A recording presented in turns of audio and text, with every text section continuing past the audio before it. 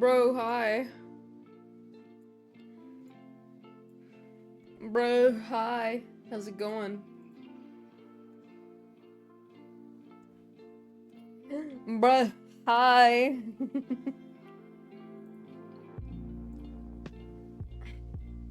How y'all doing? I hope you're all doing well. I'm doing okay.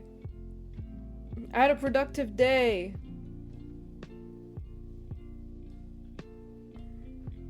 I have like 100 followers and it keeps decreasing. What, on Twitter?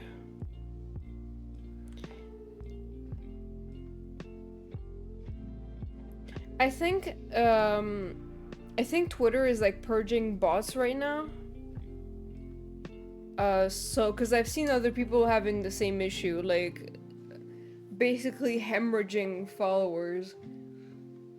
Oh, 155, damn, Mag, you're old. Um, yeah, my follower count has been like, on Twitter, it's been like stagnating. It's kind of weird, I don't really know. I mean, to be fair, I haven't really been posting like, uh, art. I guess I have, but like, only like, I don't have anything that's finished right now, aside from like something I just finished today, but I can't really post that. Um, the last finished art I posted was like November 20th, so it kind of makes sense that I haven't been gaining any followers, I guess.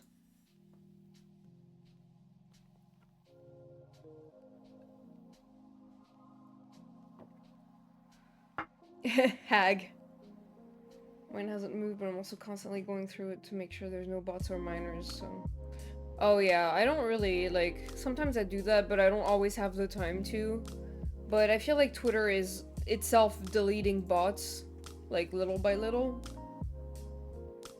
But mine hasn't moved in a while, so I don't know. Anyway, hi, I hope everyone's doing good today. Let's wear the cloud glasses, why not? Hold on. My glasses are dirty. Like my IRL glasses. Hmm.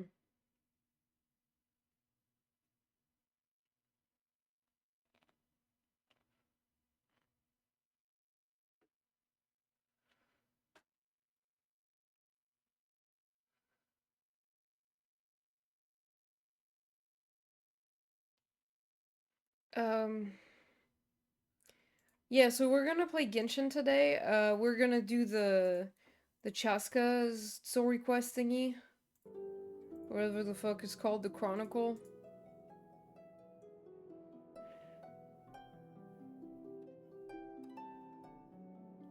Yeah, I mean it is weird.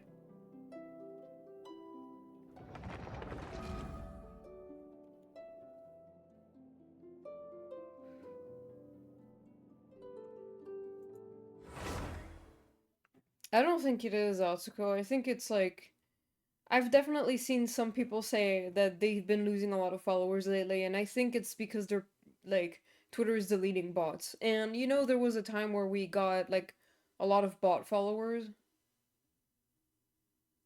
Also, yeah, why would they unfollow you because of your fic?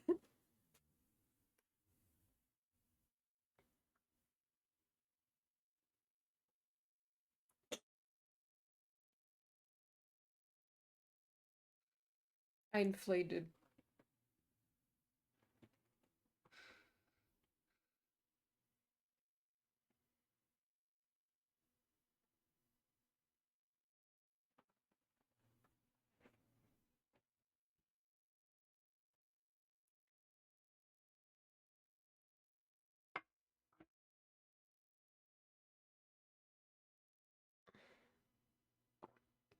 Maybe the noise ship causes cars, and then they were like, ew.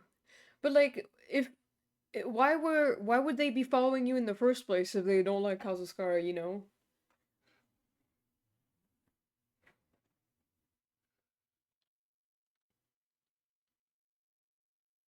Because it's kind of in your like name and bio, I think. The emojis.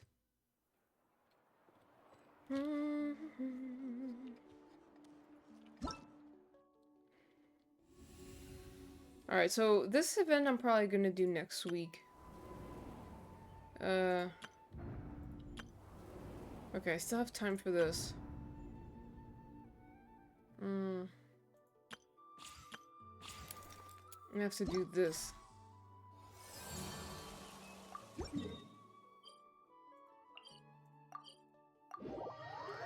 Because at first I wasn't a Kazuskara shipper. Oh. I don't know.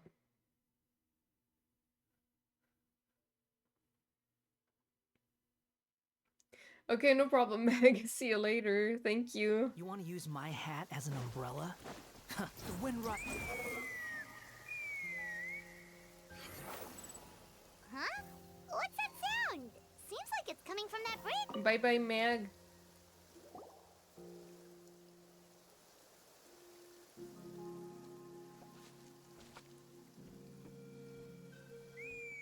I mean, maybe that's the reason not to go, but in that case, then they're, they're taking themselves out because I guess you probably don't want them as followers if they don't like it.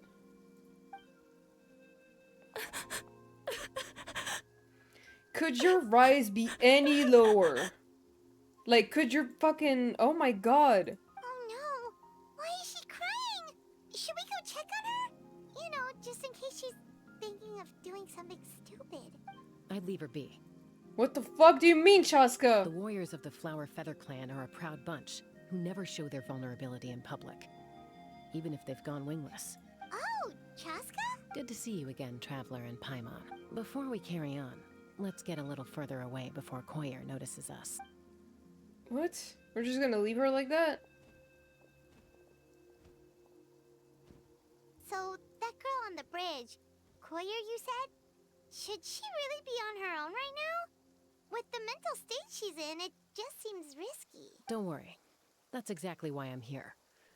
Elder Alpa sent me to keep an eye on her. If she does attempt the unthinkable, I'll swoop in and catch her. Okay. I doubt it'll come to that, though. She's a fighter. A warrior, in fact. One who aimed for the sky. However despondent she might feel now, I'm confident she'll get through it. What do you mean aim for the sky? Well, in the Flower Feather Clan, there's an elite flying squad made up of Kukasaur riders, but it's an extremely selective squad. To become a rider, you need to undergo a trial where you not only demonstrate mastery of the relevant skills, but also win the approval of the Kukasaurs.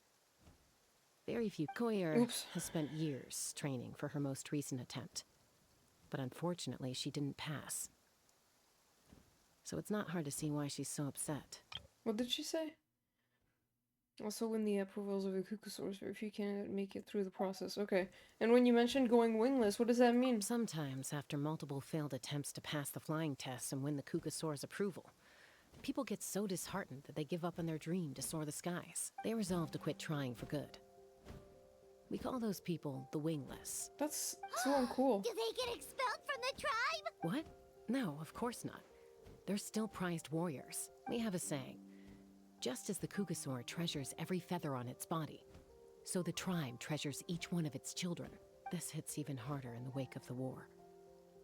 All of our young warriors carry the future of our tribe on their shoulders. Besides, every Kukasaur falls from its nest before it learns to fly. It's practically a rite of passage. Likewise for the wingless, we always hold out hope that one day, when they're ready, they'll rekindle their dreams and keep trying. Until then, all we can do is quietly watch over them from a distance. Just like I'm doing now. Ah, okay. Paimon hopes she'll get back on her feet soon. Well, from the sound of her whistling, her confidence has been seriously shaken. No Kukasaur is going to respond to a call that sounds like that. Whistling? Yeah. People from my tribe call to their Saurian companions by whistling or blowing a horn. So it sounds like Koyer was trying to summon a Kukasaur to practice her flying. But the Kukasaurs are an even prouder bunch than our warriors. They would never respond to a lackluster whistle like that. First she failed the trial, and now she's struggling to even summon a Kukasaur. That's only going to hurt her confidence further. And getting trapped in that vicious circle is the kind of thing that'll make people go wingless. Surely there must be something we can do to help. That's very kind of you. Koyer's flying skills are up to par, but mentally she's stuck in a rut. If she wants to return to the sky, she has to overcome that for herself. I'm going to lay low nearby, just in case she takes a turn for the worse. Let me give you a tour around the tribe once this is all over.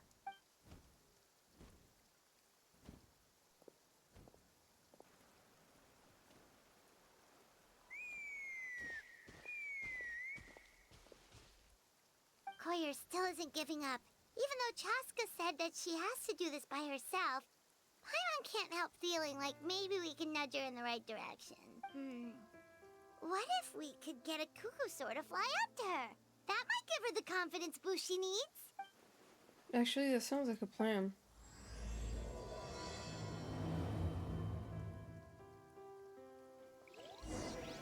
Okay.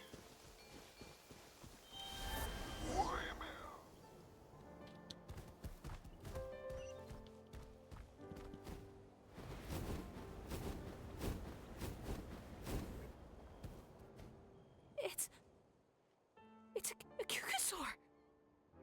Oh my gosh. Is this really happening? I did it. I summoned one. I was beginning to think you'd all given up on me completely. Thank you. Oh, thank you. Looks like her mood's lifted. Now to wait till she's not looking. Fly out of here. Excuse me? Would you mind if we did some flying practice together? Right now? Whoa, shit. I think I know where I went wrong in the test now. I need to maintain a higher speed on my turns. So, I just gotta practice my bell tail slides and split S maneuvers. Yikes, those sound complicated. I'm out of my depth. This is too dangerous. Also, I really want to try some stall turns and cobra maneuvers. The fuck is that? Crikey, I've never even carried a passenger, let alone while doing all that. I need to get out of here. Huh? That sounded like a whistle. Is someone else trying to summon a cuckoosaur? Now's my chance. Hey! Wait! Wait!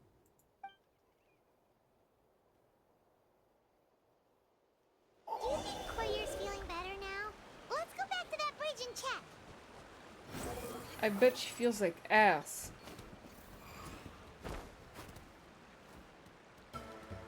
No. What the hell?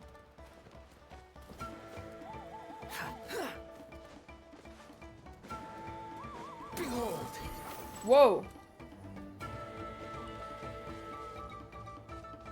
Get me out of here. Chasca! I summoned a cuckoosaur! Oh god. They do still respond to me after all! Although, unfortunately, someone else summoned it away again before I had a chance to go for a flight. Oh, really? That is unfortunate. But if you can do it once, you can do it again. You're right. You know, I almost thought about giving up, but I'm glad I didn't. Who keeps appearing and disappearing? Hey, Chasca, how's Koyer doing? Huh? Who are you? And how do you know my name? These are my, friends. Oh. The Traveler and in the back. Paimon. You came up in conversation the other day because I was telling them about up-and-coming warriors in our tribe. Oh, the Traveler, huh? So that's you. What do you mean up and coming? I'm closer to being wingless than I am to passing the trial. Anyway, we haven't met before, have we? You look so familiar somehow. Maybe you saw him in the stadium? Or anywhere, really. He's been all over Natlan lately, so it's not surprising that you've seen him around. If you say so. Yeah, that must be it. Koyer, Chasca. Hello? Here you are. I've been looking everywhere for you two. Damn, hello? Oh, Elder Alpa! What's the matter? I thought I should tell you myself. We're going to redo the flying trials. Redo them? How come? This is so unexpected. And I can't believe you came out here just to tell us that in person. It's embarrassing to admit, but due to time constraints, we didn't do a proper inspection of the arena before the last round of trials began. Then we started to notice many Elder candidates Alpha. performing worse than expected. So we redid the inspection afterwards and found a number of issues which likely impacted candidate performance. This was entirely our mistake, and I apologize unreservedly. I know it doesn't make up for it, but I thought bringing you this message in person was the least I could do. Oh, okay. Chasca, these people you're with, are they the Traveler and Paimon? Huh? You've heard of us? I have indeed. Gathering intel is an essential part of being a warrior. Plus, you've already made quite a name for yourself in Natlan. Actually, I've been meaning to invite you to enjoy our tribe's hospitality for some time. Hospitality? That includes food, right? Of course it does. If you let us host you, you'll be treated quite lavishly. Mighty warriors are highly revered in our tribe. Besides, we still owe you for your help during the war. Without you, we would have suffered far worse at the hands of the Abyss. So I like the chance to show you our gratitude on behalf of the whole tribe. Mighty warriors, plural? So Paimon counts too? Paimon's starting to like you a lot. That should go without saying. Your flying skills are the envy of our tribe. That's a good point. The Flower Feather clan seems like a really nice bunch of people. We definitely need to take her up on this offer. Last time it was just a flying visit. Well, I'd love to stay, but I'm afraid I still have to inform the other candidates about the retrials. With our younger generation's future on the line, there's no time to lose. Wait, Elder Alpa! Let me help! The sooner everyone gets the news, the better! Very well. In that case, Chasca, could I leave you to entertain our guests? Sure thing. Okay. Let's meet by the Obsidian Totem Pole later. Collier, let's get going. Okay.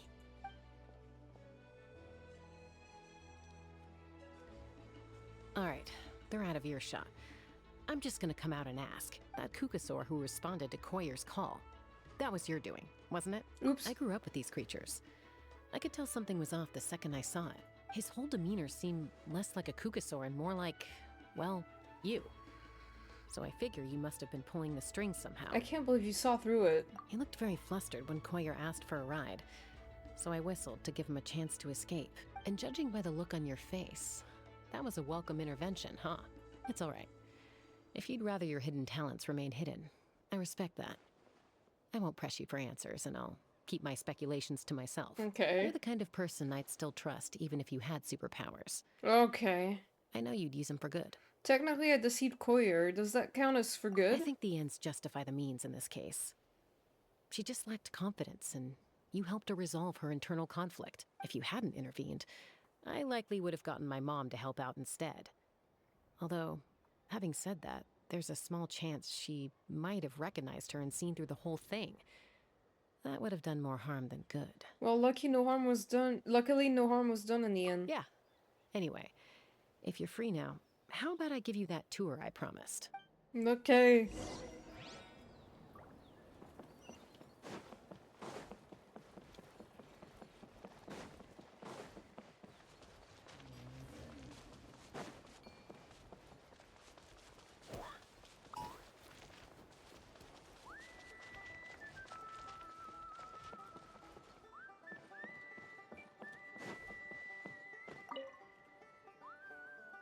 Fun.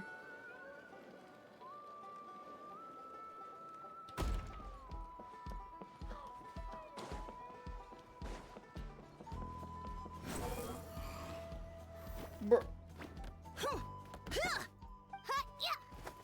Ready? I'm gonna get you! Uh-oh. Are they fighting? Should we try and break them up?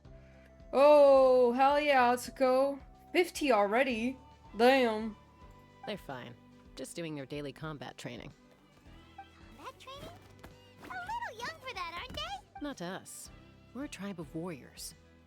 In ancient times, we were the most elite troops in the nation, responsible for patrolling and defending all of Natlan. And even though times have changed, we've kept our martial spirit alive.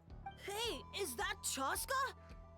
Chasca, you're back! Yeah. Oh, can you come train with us? Now's not a good time, I'm afraid. I'm showing the Traveler and Paimon around. Maybe next time. The Traveler and Paimon? Wait, you mean that legendary warrior and legendary flying expert? Legendary? Yep, that's us, alright. Awesome. It's so cool that you can fly without having to ride a cuckoosaur. Even Chasca could only do that for short distances.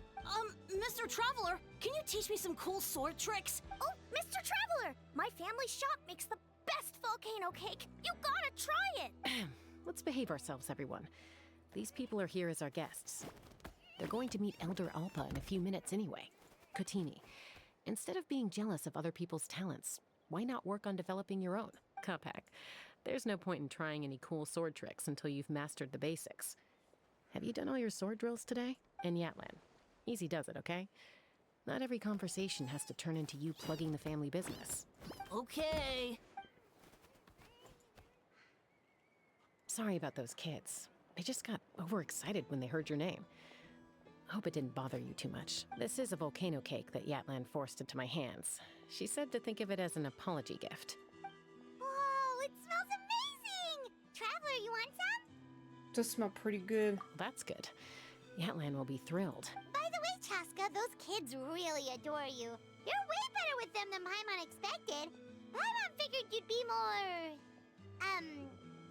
aloof, maybe? Aloof, huh?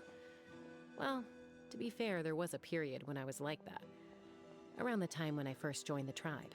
But it's a terrible attitude to have as a peacemaker. It tends to turn situations that could have had a peaceful resolution into a stalemate that can only be resolved by force. Resolved by force, meaning beating both parties into submission? Yep, exactly. As long as other options are available, I try to avoid that at all costs. Someone once told me that peace imposed by force will crumble in a matter of days. But peace achieved through genuine dialogue actually benefits both sides. Mm-hmm. Even if sometimes the parties are only willing to negotiate because they're both armed to the teeth. That's true. Hey, Chasca! Uncle Cusco knows you're back, and he's coming to get you. Oh, thanks. Traveler, Paimon. Got a dash. I'll meet you at the totem pole up ahead. You can't miss it. It sticks out like a sore thumb. Wait, are you running away? First rule of conflict resolution? Grab the fan and run before the you-know-what hits. Before the shit hits the Trust Chasca to make even running away sound cool. Sorry about this. Just stall him for me, okay? I'll explain everything later. I can't believe she literally said shit hits the fan.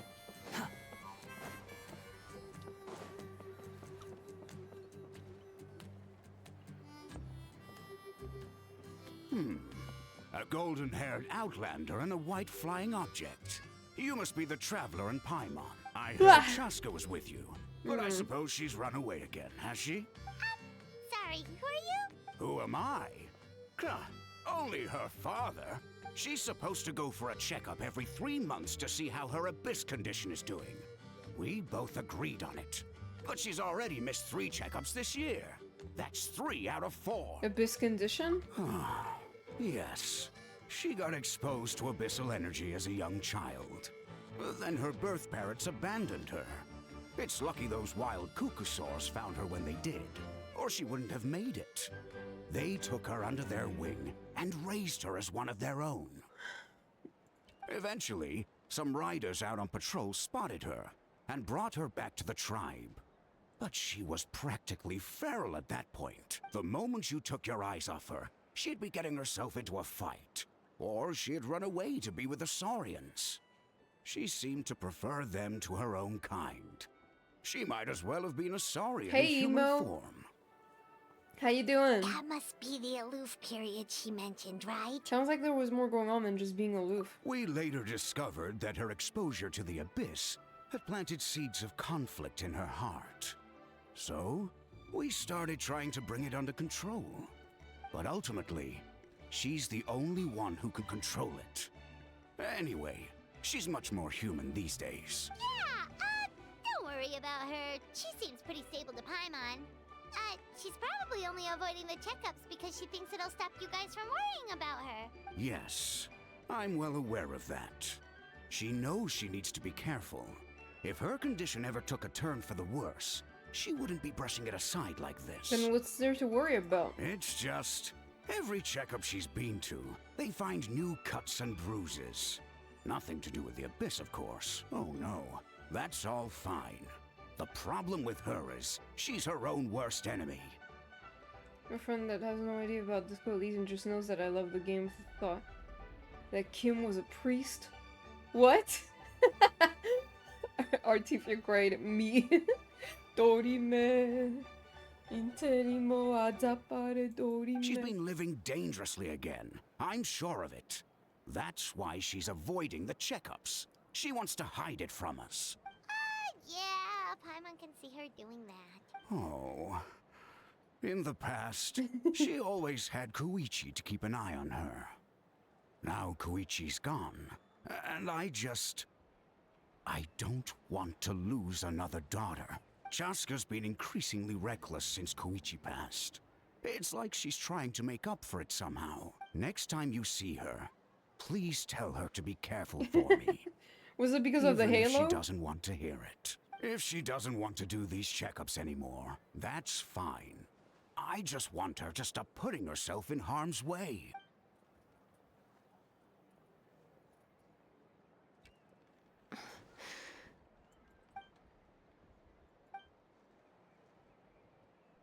Whoa, where did the time go? We should be back up with Chasca before it gets any later. To get to the totem pole, we need to head north, right? Oh.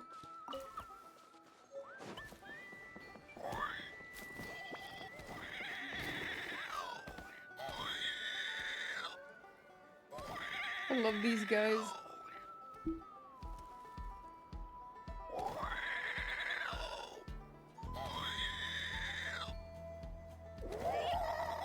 You think I've got a sharp tongue? I just tell it like it is.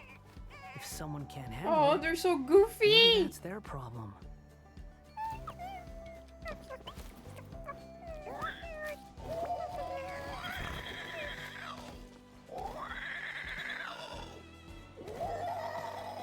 Quit following me.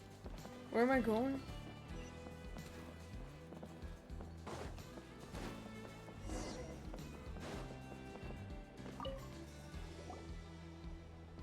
Hey, Chasca! Hey, Alba! Sorry to keep you waiting. It's all right. I bet my dad talked your heads off, huh? What did he say? Hey, you so hard away from home nearly every other day. I was sometimes a little impulsive back then. That's putting it mildly. The memories. It feels like it was only yesterday when we brought you back and had Cusco and his family take you in. Back then, no one imagined this feral child would grow up to be the strongest warrior of the Flower Feather clan. Huh? You were the one that brought Chasca back to the tribe? That's right. Elder Alpa was already a veteran rider by then. She spotted me while patrolling from the skies and tracked down my Kukasaur mom. Mom agreed it was time I tried to re-enter human society. But I didn't know the first thing about being civilized. I clashed with everyone who had to deal with me. And look at you now. Renowned throughout the land as a peacemaker. How time flies. When the day comes that I can't fly anymore, it will be up to you to look after our tribe and our flying squad. You know me, though. I'm not a natural commander. I'm better off as a lone wolf on the front line. I just realized my camera is like way off.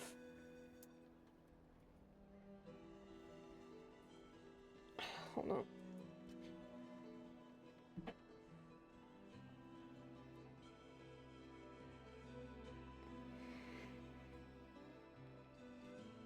So stick it out at least a few more years, okay? Give Koyer and the others time to come into their own.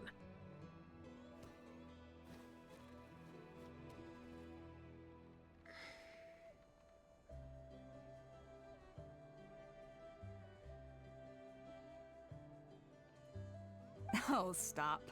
Wait, so isn't the leader just the strongest warrior in the tribe? At least Paimon figured that's how your tribe would work. Strength is certainly a core tenet in the Flower Feather clan. But strength means far more than martial prowess alone. If it all came down to individual strength, I'd struggle to call myself a warrior, let alone a member of the flying squad. Any fighter in the tribe could take me down. Really? I had you down as an elite warrior like Chasca. Well, sorry to disappoint you. It was something I aspired to at one point. So much so that I went adventuring in the Cinder City, Ochkanatlan, to try and prove myself. But it was foolish of me. I wasn't ready. I came back empty-handed and seriously injured. The fact that I survived was something, I suppose. But after that, I never seriously considered myself a strong fighter.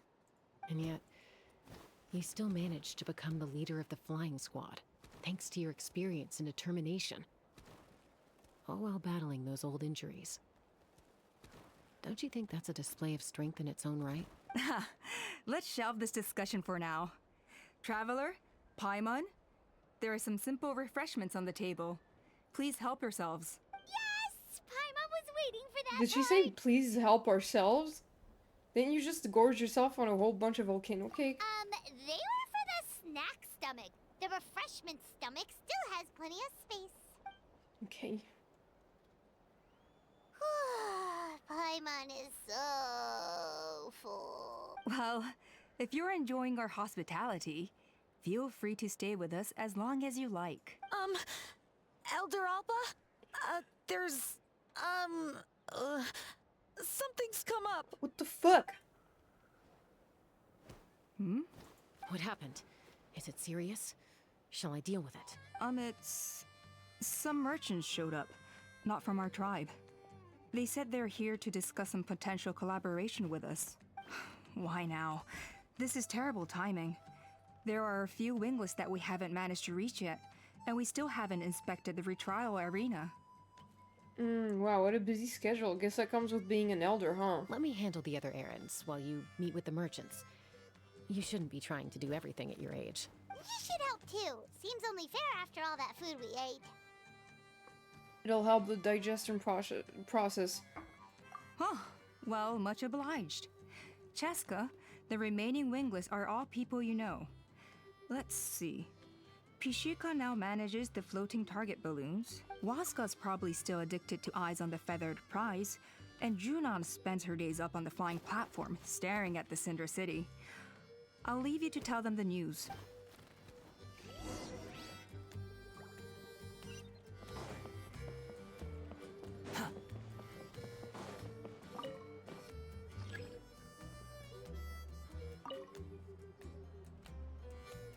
Are you sure you don't want to reconsider, Pashika? I appreciate it, boss.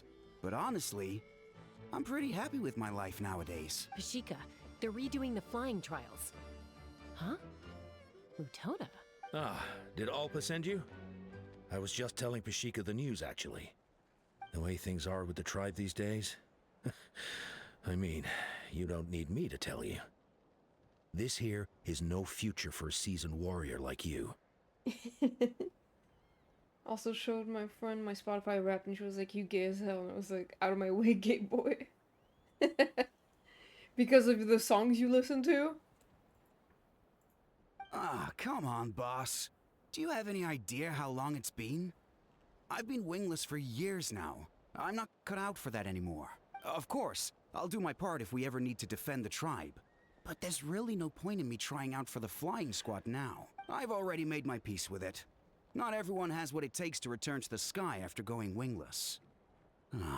Elder Alpa's perseverance is something else. And it's okay if I'm not destined for greatness.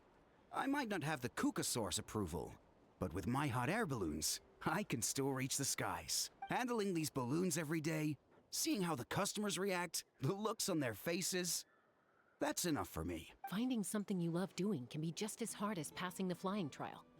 It's worth holding on to. Fair enough. It's your choice.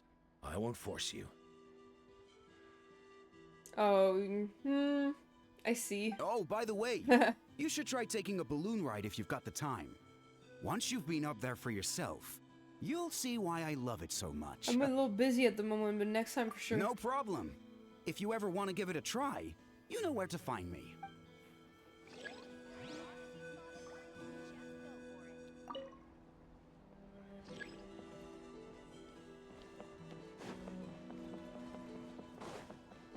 Quit following me. A retrial? What's the point? I pretty much treat life like it's a game. No Kukasaur's ever going to approve of that, no matter how many times I try. Waskar, I can assure you, Kukasaurus wouldn't judge you for something like that. Well, they must be judging me for something. Maybe I lack fighting spirit, or just don't have the talent. Not everyone's a natural like you. Don't waste your time on me. You'll have better luck with the ones who still have their heads in the clouds. You're already the voice inside my In head. the meantime, I think I'm gonna treat myself to a few more games of Eyes on the Feathered Prize. Yeesh, there's wingless, then there's being a total lost cause. Total loser. He used to be a fierce warrior, actually. But fighting spirit alone won't win you the Kukasaur's approval. Are all Kukusaurs so strict? The ones in floating target balloons and Eyes on the Feather Prize seem pretty chilled out. It's one thing to hang out and have fun, but quite another to take to the skies with a human life on your back. Giving a ride to someone who's unqualified endangers not only the rider, but also the Kukasaur themselves. If the rider makes a mistake, they both suffer the consequences. So we have a mutual understanding with the Kukasaurs. If someone isn't up to standard, we have to reject them. Even if it means breaking their hearts.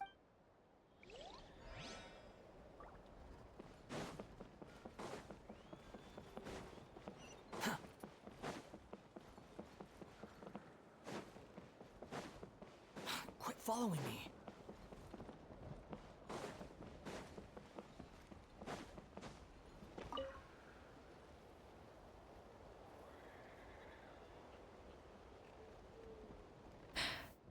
Hey, Junan.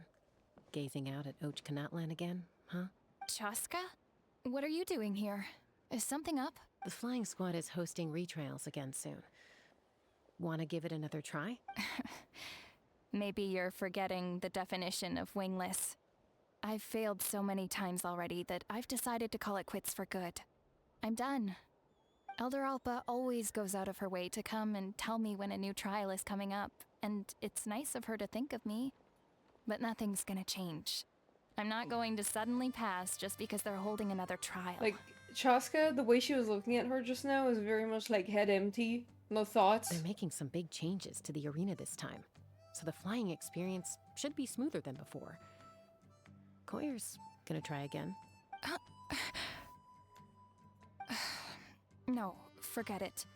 If I was genuinely good enough to You make guys the are in a squad, crisis. the location I'm should on my way. reflect my chances. Exactly. A true rider can fly confidently whatever the conditions. Like you and Elder Alpa. Junan! They're redoing the... Huh? Chasca and the Traveler. You're already here. Hey, Twilight, how you doing? Sorry, I'm kind of sleepy. What's up? I guess they told you already then. Come on, let's go train together. I'm gonna sit this one out. What? Why? But you've always looked up to Elder Alpa. She went wingless after her injury and spent years drifting, but even she came back and made it in the end. If she can do it, why can't you? I mean, I don't have that kind of perseverance. And besides, the last thing I want to do is fail in front of her yet again. Oh, come on. You know you don't need to worry about that. Alright, well, how about we just treat this as you being my mentor? Then will you train with me? I'm doing alright. Been cold, so I'm gonna get some chocolate, hot chocolate today. Hey, nice. I hope you enjoy that. I hope it gets warmer, but I mean... Enough umming and ahhing. Let's just get up in the air and figure it out as we go. Wait! Hold on, slow down. I can't keep up. Well, that's one way to do it. yeah, Junon and Wooding like chose the hard way. They've been best friends since they were kids. If anyone knows how to get Junan out of a rut, it's Koyer. You helped Koyer deal with her internal conflict, and now she's done the same for someone else. You know, people often talk about how one conflict leads to another and so on. But sometimes in life, things spiral in a good direction instead.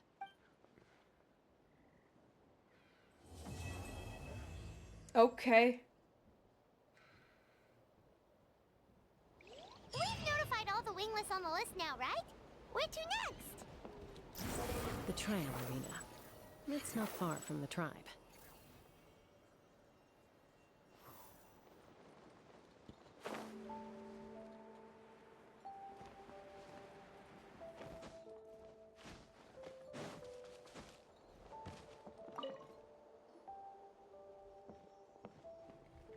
there, Chasca. Did Elder Alpa send you? Yeah, she's got other things on her plate right now. How are things looking here?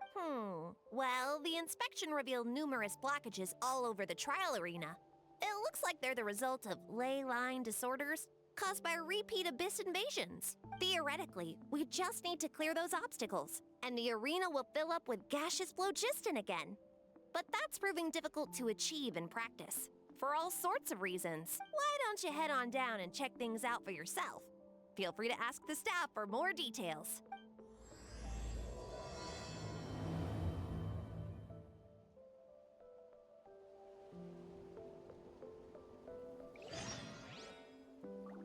Oh my god.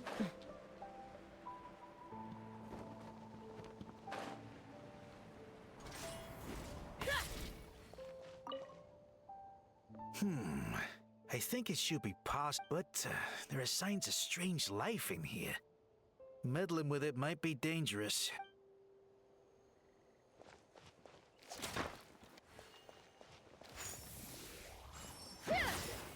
Bro, I need a claymore. Never mind. Can't do that apparently. Hey! Monsters!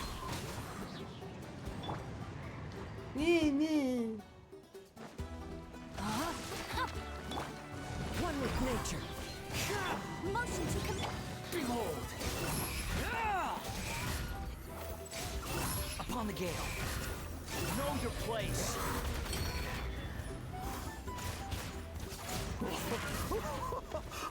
I thought I was done for. I thought I was done for. Oh, this spout should be good now. Thank you very much.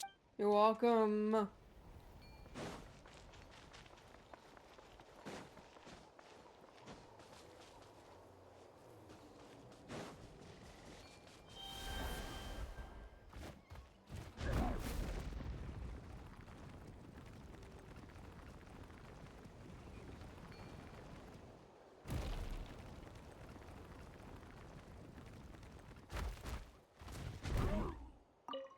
How strange. Well, could be from the Children of Echoes.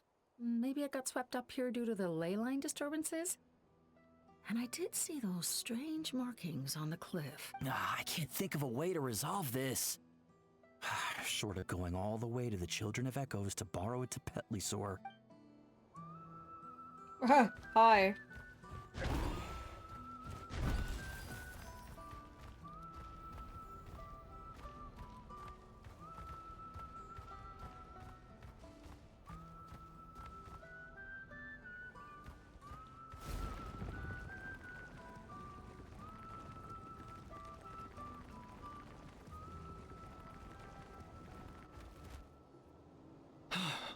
Oh, are you here to help? Thank goodness. There's no way I could do all this by myself. So the blockage here has to be cleared using a special bomb. But carrying explosives up that steep slope would be a recipe for disaster. If I dropped it or slipped and fell, I'd be blown to bits in an instant. So, my plan was to transport the bomb to the other side, then send it over in a hot air balloon. All I need now is for someone else to strike the balloon at the right moment, dropping the payload right on top of the spout, and problem solved. What do you think? Simple enough, right? Is that hot air balloon up there yours too? Oh, that one. No, I've got no idea who that belongs to. Or how they got it up so high. I just wish I could fly up there and check out what kind of tech they're using. Ah, well. Getting the trial arena back in order is more important. I'll head over and set up now. Let me know when you're ready. All right! Get ready!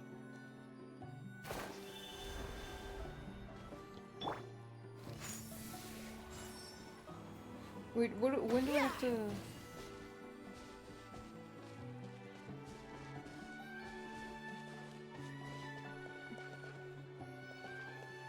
All right!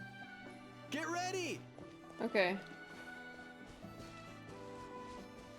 Oh, okay, it's right here. I'm dumb.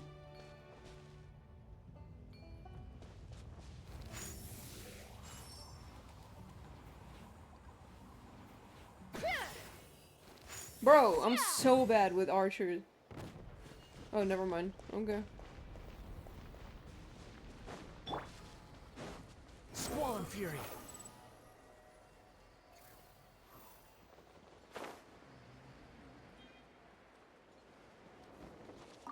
This is crazy. I put all of my strength into it, but it just won't break. Maybe Inkanak was right after all. If a stable structure is formed inside the solid phlogiston, I'll need to hit all the weak spots at the same time to break it. But how am I supposed to do that?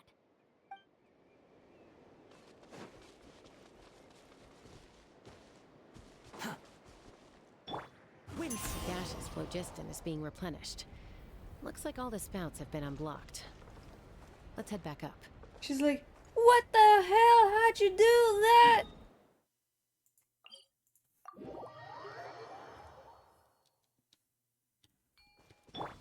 Wind rises. I'm Kaedehara Kazuha. I used my mind. I blew it up with my mind.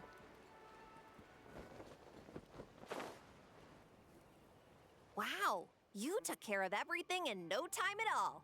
Incredible work. Basically, this lady was having trouble breaking some rocks, and then I did it in like 1 second, and then she just stared at me and didn't say anything, and she had like her hands out like this, and she looked like she was saying, "How did you do that?"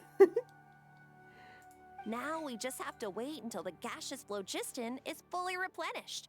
Then we can kick off the retrials. Actually, Inkanak, I'd like to do a test flight first, just to make sure we're not missing anything. Could you arrange that for me? Huh? But you only just finished getting the arena ready. There could still be other hazards we're unaware of. All the more reason to have me test it out. Think of it as another inspection. I guess you're right. With your flying skills, you won't be in any serious danger, even if there are hazards we overlooked. The conditions in this area seem a little unstable, but a test flight is the only way to catch any lingering issues. All right, I'll get things set up for you. Just let me know when you're ready.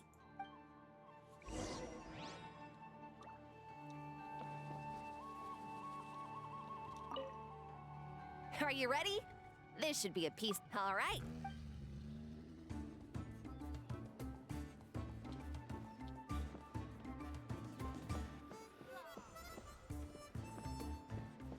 Take me up!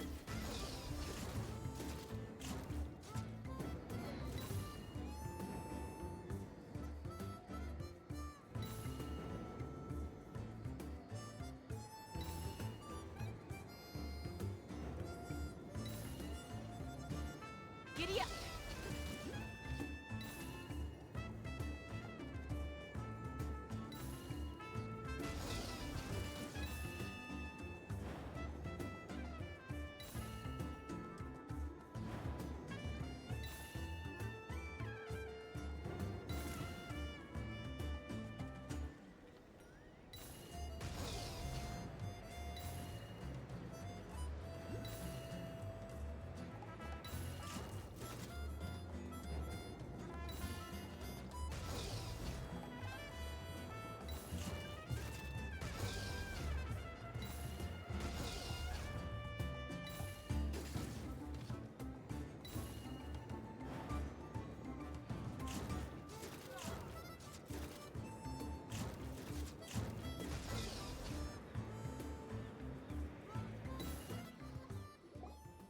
That was amazing. Paimon couldn't take her eyes off you. It took me a day to realize what the birds are, and there was a button just to dive down, and I didn't have to slowly float down for 5 minutes. Oh, I think I saw it last time, but yeah, I haven't like used that bird a whole lot yet. So any further issues with the venue? No, nothing major. Give it a few days, and we should be able to conduct the trials. Help! Help me! What do you... Oh! You're from the Flower Feather clan, right? Please, come quick, you've got to help us! A Fontanian. Catch your breath first.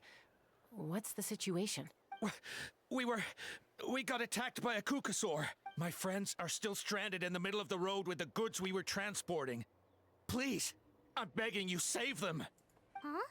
Are Kukusaurs really that aggressive? Do they usually attack groups of people unprovoked? Not in my experience, but there are exceptions to every rule. Let's go check it out.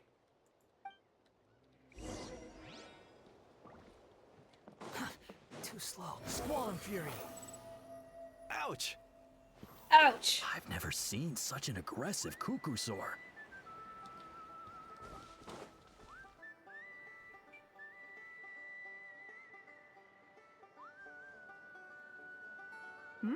Chasca? Traveler? This is a surprise. Elder Alpa? Huh. So, where's this aggressive Kukusaur we've heard about? Already flew away. Looks like it backed off once it realized that reinforcements were coming. So why do you think it attacked these people in the first place? Was it after the food? No. These merchants are even transporting food. Ah! Thank goodness! The phlogiston wings are intact! Phlogiston wings. Thank you so much for coming to our rescue. These phlogiston wings are our most prized goods. If anything happened to them, it would ruin us. Wait a minute. Are you the merchants that were looking to collaborate with us? Wormy told me about you. Yeah, that's us. So I take it you're Elder Alpa? I am. You must be exhausted from your journey, not to mention shaking up from the attack. Let me bring you back to our tribe to rest. We can talk business after you've recovered. But Elder Alpa, what about the Kukusaur attack? Well, our guests here weren't seriously injured, and their goods are intact.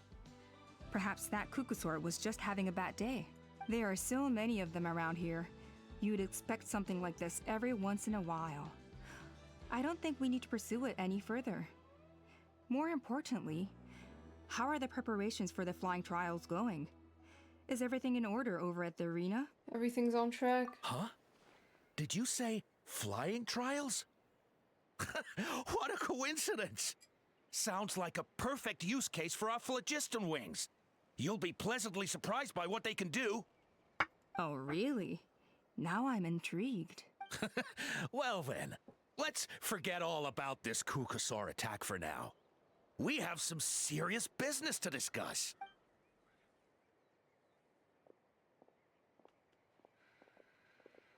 Huh?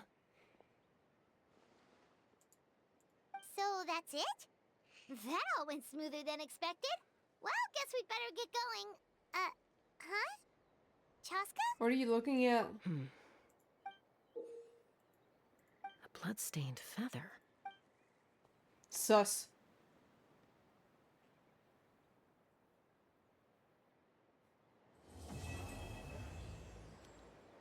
Sus. The Flower Feather Clan should be about ready to hold the new flying trials by now. Let's go check it out. Let's go check it out. What the heck? Check it out.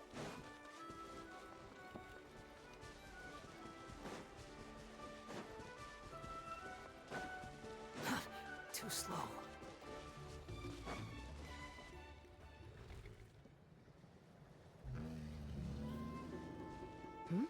Ah, Traveler and Paimon. You came. Yep. I looks like we came. made it just in time. Although, can't say the same for the Kukusaurs. Bit of a low turnout, huh? Yeah, you'll see why soon enough. All right, get ready. 3, 2, 1, fly! You what? Whoa! We're really flying! What the hell? I feel light as a feather. I'm flying without a Kukusaur. I came. You what? Man, they're putting the Kukusaurs out of a job. These phlogiston wings are awesome. What the hell? What's going on? Paimon can barely believe her eyes. How did they fly all on their own? What happened while we were gone? The merchants we ran into that day were selling a product called phlogiston wings. It's like a jetpack. It's a flying machine worn on the back.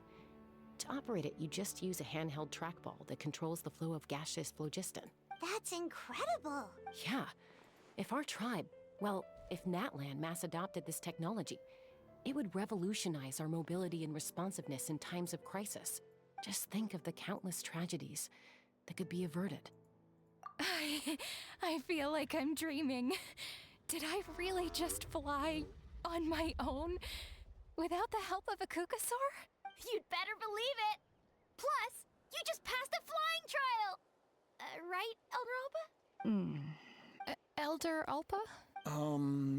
Should this really count as a pass if we did the trial using phlogiston wings? Why not? The scoring rubric is about flying performance. It doesn't specifically say you have to ride a Kukusaur, does it? Yeah, maybe, but I mean, even Chasca had to ride a Kukusaur in a trial, right? And the whole point of the trial is to test both your flying technique and your ability to work with a Saurian companion. Well, if we can fly by ourselves, maybe we don't need to test the ladder anymore. Chasca, Traveler, what are your thoughts on this new invention? I was so torn at this part because I was like, yay, flying aids, but also there's probably a catch to this knowing Genshin's writing. Yeah, exactly. I'm definitely thinking that these guys, the Fontanians, they're trying to scam people, and this is probably a bad thing. It's a good innovation. The sooner it's widely adopted, it's an unknown quantity. You should use it with caution. Right? That's what I think too. I agree that they have strategic value. But I don't think it makes any sense to evaluate candidates by the current testing standards if they're using phlogiston wings. Bro, they don't, like, they can just, like, the wingless can use them, right? And there can be another test for people who just want to use the jetpacks. Shunan finally mustered the courage to go through with this.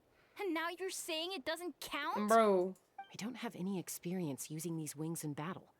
Nor is it immediately obvious how to incorporate them into the existing systems in our tribe. Taking a longer-term perspective, I think we need to start by getting thoroughly acquainted with how these things work. Then we can develop a new trial format with new assessment criteria, tailored to candidates using the phlogiston wings. You all raise valid points. But Chasca, while your proposal sounds perfectly reasonable, it would probably take years to put it into practice. We lost so many people in that war.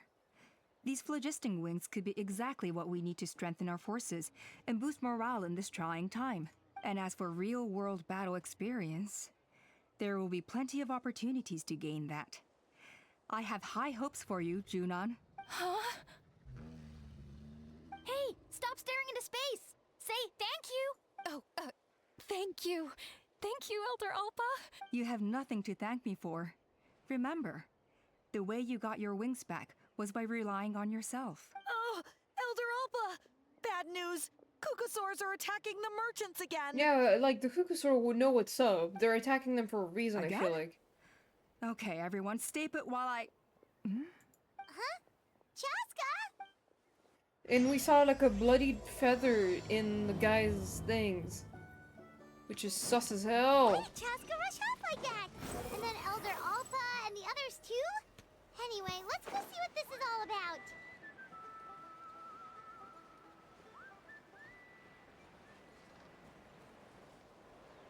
The wind rises.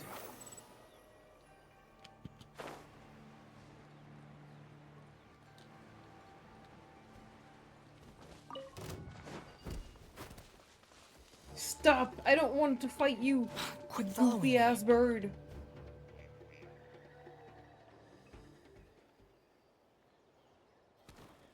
Oh, it's back! It found us again! Run! Get out of here! Curses. She's really riled up this time. Hey, stop running! We'll never outrun a creature with wings! Get back here and let's fight! Stop! All of you!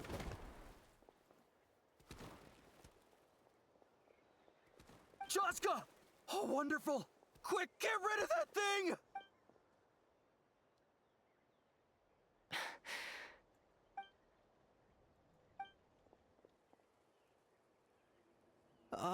What's going on? Why isn't she doing anything? So it really is you, sister. What? Wait, sister? That Kukusaur is Chasca's sister?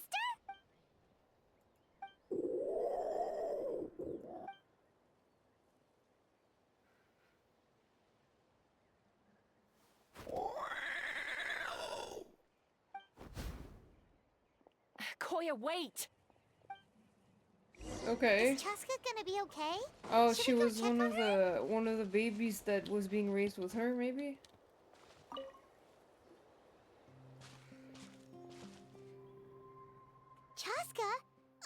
okay? She's never okay. I'm fine. Sorry for making you worry. You're not going to keep following her? No point. She's an expert at hiding her tracks. Once she's shaken you off, you'll never catch up to her. At least, I always used to lose to her at hide-and-seek when we were kids. When you were kids? Well, yeah. You know I was raised by Kukasaurs. Anyway, she and I grew up in the nest together. Her name's Koya, and she's my big sister. We played together all the time, chasing each other through treetops or mountaintops. It felt like it would go on that way forever. Until the day I was sent back to live with the humans. Not all Kukasaurs are friendly towards people. Koya, for instance, she's fine with me because we grew up around each other, but she's not fond of other humans.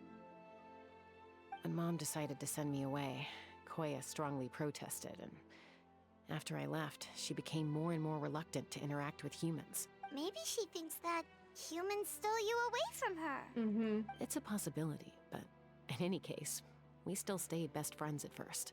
I had a hard time adjusting to life in the tribe. So whenever something went wrong, I'd run off into the wild and vent to Koya. Ah, so that's what Uncle Cusco was talking about. He said you seemed to prefer hanging out with Saurians to your own kind back then. Yeah, I did. But then, gradually, everything changed. With a new mom and dad, a new tribe, and Koichi, I started getting curious about these humans. I made an effort to understand their behavior. The more time I spent with them, the less I spent with Koya. Okay, do we know anything about why she has elf ears? Is she an elf? Like... And then, one day, it was Koya's turn to leave the nest. She sought me out and asked if I was willing to leave the tribe and go live in the wilderness with her. As far as I can remember, that was the first time she ever approached a human settlement on purpose. So, how did you answer her? Well, I wouldn't be standing here talking to you if I'd said yes. We don't know about her biological parents. Okay. In other words, you turned her down? No, I was torn. On the one hand, I'd already made up my mind to embrace my new family and accept my human identity. You ever think about we literally don't know anything about elves in Genshin Impact? Like, we know they're here, but we don't know anything about them. But I also knew that Koya wasn't a fan of humans, and I didn't want to disappoint her. She took That's my crazy to hesitation me. as an answer. Like, you know, Klee and obviously Alice, like... What do you mean? Where are they from? Like, what's their deal? Yeah. She saw it as a personal betrayal, threw a huge fit, and then flew off. We hadn't seen each other since, well, until today. And now there's Chasca, who's probably maybe an elf. Who else in Genshin has, like, pointy ears who is an elf? I mean, I don't think Nahida counts because she's an Archon, but I don't know. Not for a lack of Unless trying, she though. is an elf. I don't know. I tried asking Mom where Koya's new nest was so I could talk things out with her. But Koya had already asked Mom not to tell me Layla where also she'd has moved to. elf ears. It must be hard for Mom, being stuck between her two daughters. So I didn't press the issue. And I didn't go looking for her. After today's events. If things carry on like this, I need to make sure I find her before anyone else. Even if she doesn't want to see me. Yan-san. Oh, you're right. Bro, they need to tell us more. For now, let's bring the wounded back to the tribe. And see what Mutota and Elder Alpa have in mind. Bro, when are we gonna meet Varka and Alice, honestly? When is fucking, like, the Mondstadt expansion? I'm gonna lose my goddamn mind.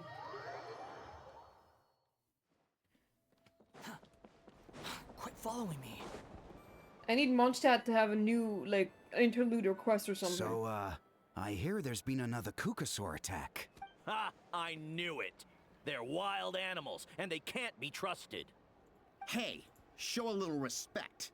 The Kukasaurs are our partners. Maybe in the flying squad, but they don't give a hoot about the rest of us. Well, now that we have the phlogiston wings, do we even need the Kukasaurs anymore? Someone check Dalian mains and see if they're okay. I don't think they are. It's been so long. But I really hope he becomes playable at some point. That would be nice. Are you kidding? How are we supposed to protect our tribe without them? I didn't mean it like that. Protect our tribe? Or are you just scared that your precious Hi, Nick. squad will lose its prestigious position? You take that back! How you doing, Nick? Things are changing so quickly. Chasca, there's a conflict emerging there. Aren't you going to nip it in the bud? The whole tribe's talking about this now. Breaking up a single fight won't solve anything. The real source of conflict here is the phlogiston wings. And what happened with Koya. On any other day, people would just brush this attack aside. After all, clashes between wild kukasaurs and humans are no more common than those between people. But now that the phlogiston wings have entered the equation, it's sparked a debate over whether our tribe needs the kukasaurs at all. I worry that we risk repeating the mistakes of the Cinder City. Back then, Lord Ochkon's hatred of the Saurians nearly destroyed the peace forged by the Pyro Archon. Doing well, completely overslept this morning, but otherwise good. Hey, nice. I also kind of overslept this morning. Chasca, to prevent things from deteriorating further, I'd like to task you with restoring peace to the tribe. I will. Traveler, you've already done so much for Natlan, and the Flower Feather clan has no right to ask more of you. But... Say no more, I'm in. Chasca's my friend. Thank you. And don't forget about Paimon. Just leave this to us. This whole situation has unfolded so quickly that it's put us on a back foot. To tell the truth, it makes me a little suspicious. You think someone might have orchestrated all this? It's possible. Leave it with me. I'll look into it. Also, Chasca, could you try to keep a low profile while you're out there digging around? We don't want to give our hand away. I'll do my best. I am a little sleepy. Okay, so where should we start? This all began with Koya's attacks. If we can find out what led her to do it, that should give us something to work with. But will she even talk to us? Unlikely. Given how she reacted when I showed up, I don't think she's forgiven me. If you want to resolve a conflict through dialogue, sometimes you need a third-party facilitator. Let's go see my mom. My mom.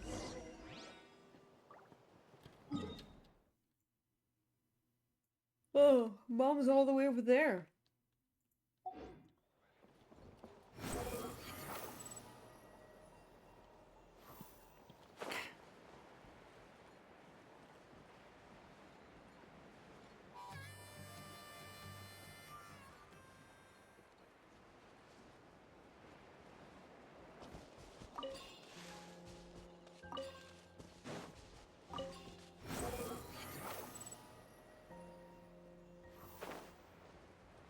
Brother, what?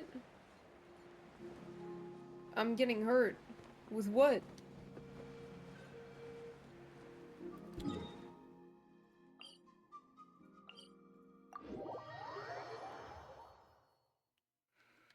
I need to...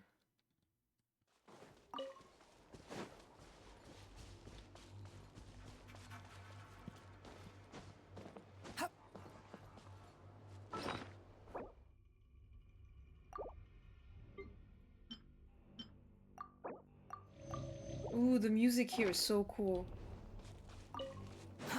Too slow.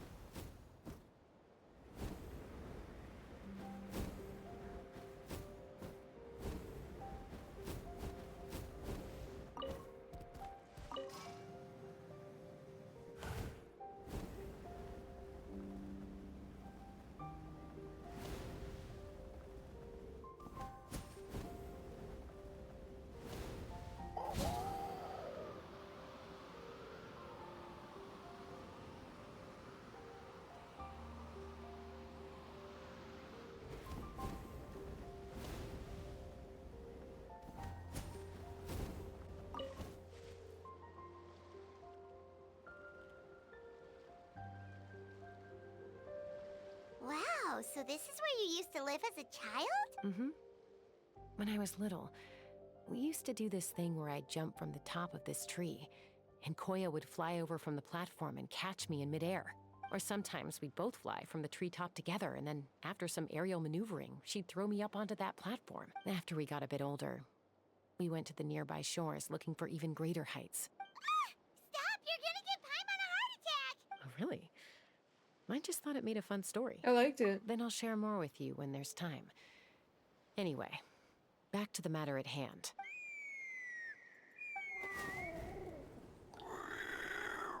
Mama. Hey, Mama Bird. I'm back. My last visit was only a week ago, wasn't it? See? I visit you more than I visit Papa Cusco. I brought a couple of friends with me. These are the Traveler and Paimon. Traveler, Paimon, this is my mom. Her name is Chimpu. In the human tongue, anyway. Aww. Hi. Do you understand Saurian language? No, not really.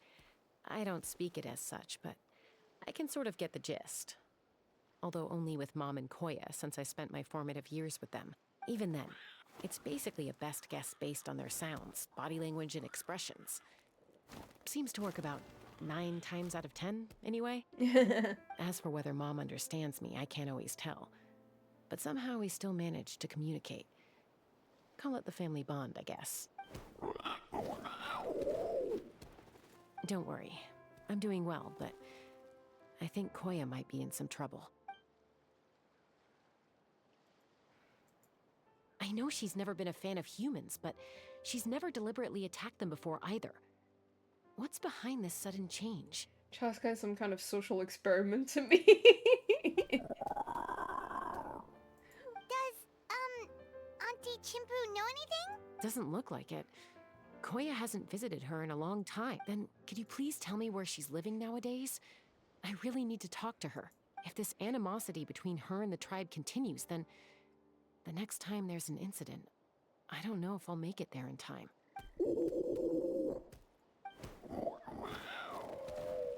What did she say? She said she'll take us there. Thank you, Mom.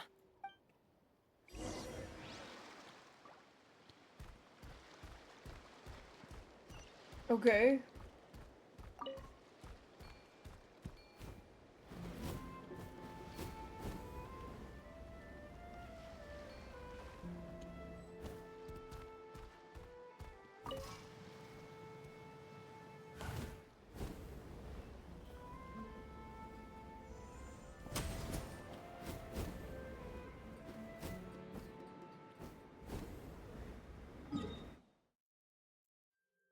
Bro, I have to fly all the way over there. I hope I can.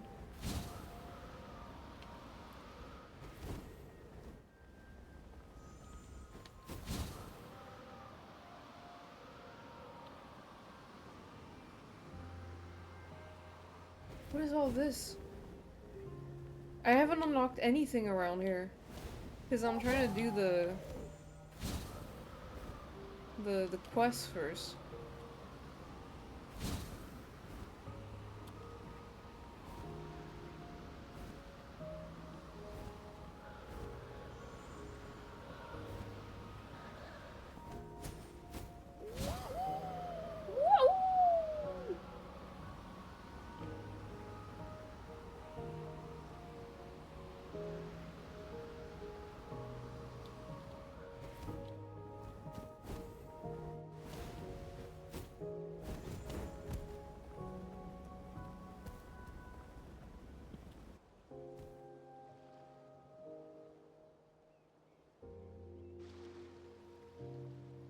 This is a really remote location. Guess she was trying to get as far away from humans as possible. We stay here? Okay. Got it. Traveler. Paimon. Mom says we should stay out of sight for now. She'll talk to Koya first. Koya is very hostile toward humans right now. So if we show up unannounced, it might just make things worse. Okay.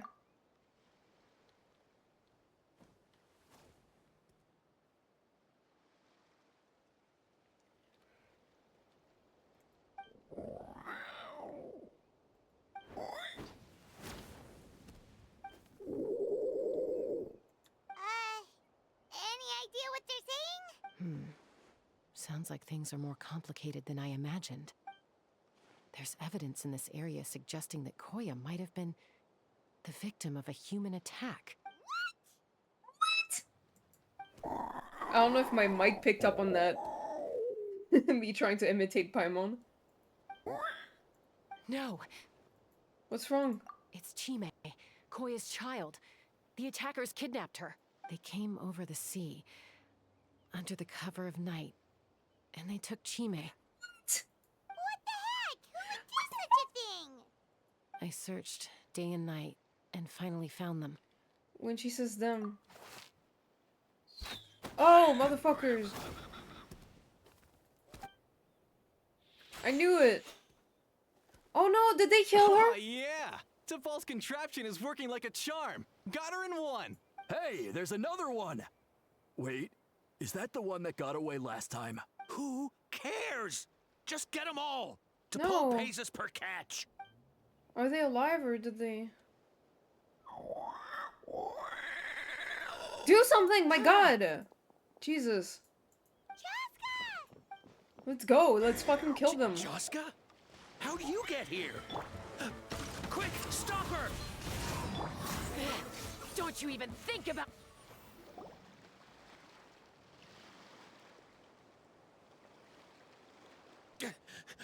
Don't come any closer, or I'll... Go, Phlogiston Wings! Take me out of here! Uh-oh, looks like it malfunctioned. This is bad. Mom and Koya are already injured. And if that thing explodes right next to them... Home run! Help! Elemental energy suppresses it! Please, someone! Get back! It's still going, and it's getting worse. Guess we need a more permanent solution.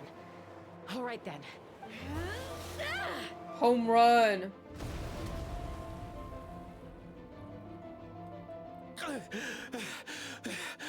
That was too close. I thought I was gonna die. That can still be arranged, my guy. I'll kill you! Answer us honestly. Were you the ones who attacked Koya before? I am... No, it was...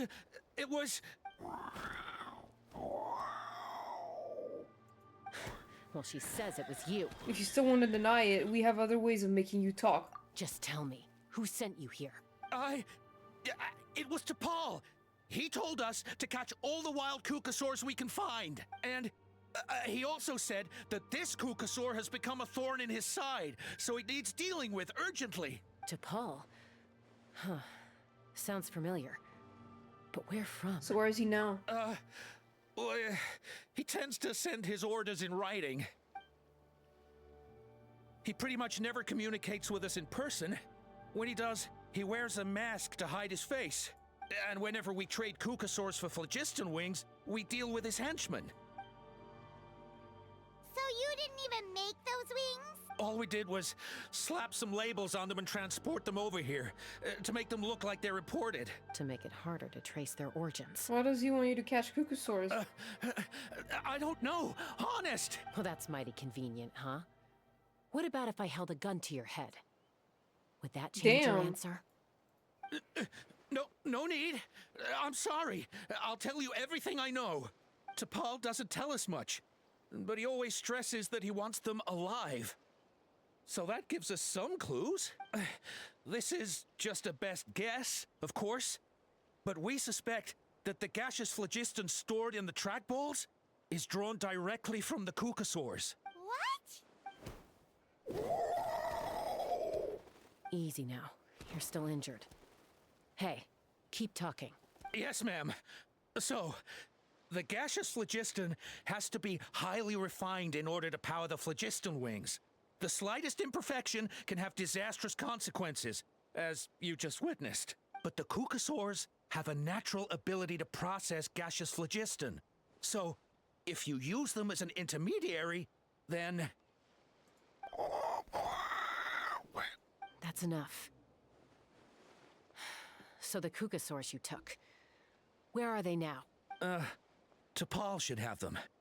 But no one knows where he's based, apart from him and his henchmen. We've tried looking for it ourselves, even followed them a few times. but we always end up losing track of them. Random thought. Maybe they're hiding up in the sky? I guess this means we can't go after the ringleader yet. T'Pol. I'm sure I've heard that name. Maybe it was... Chasca! Traveler!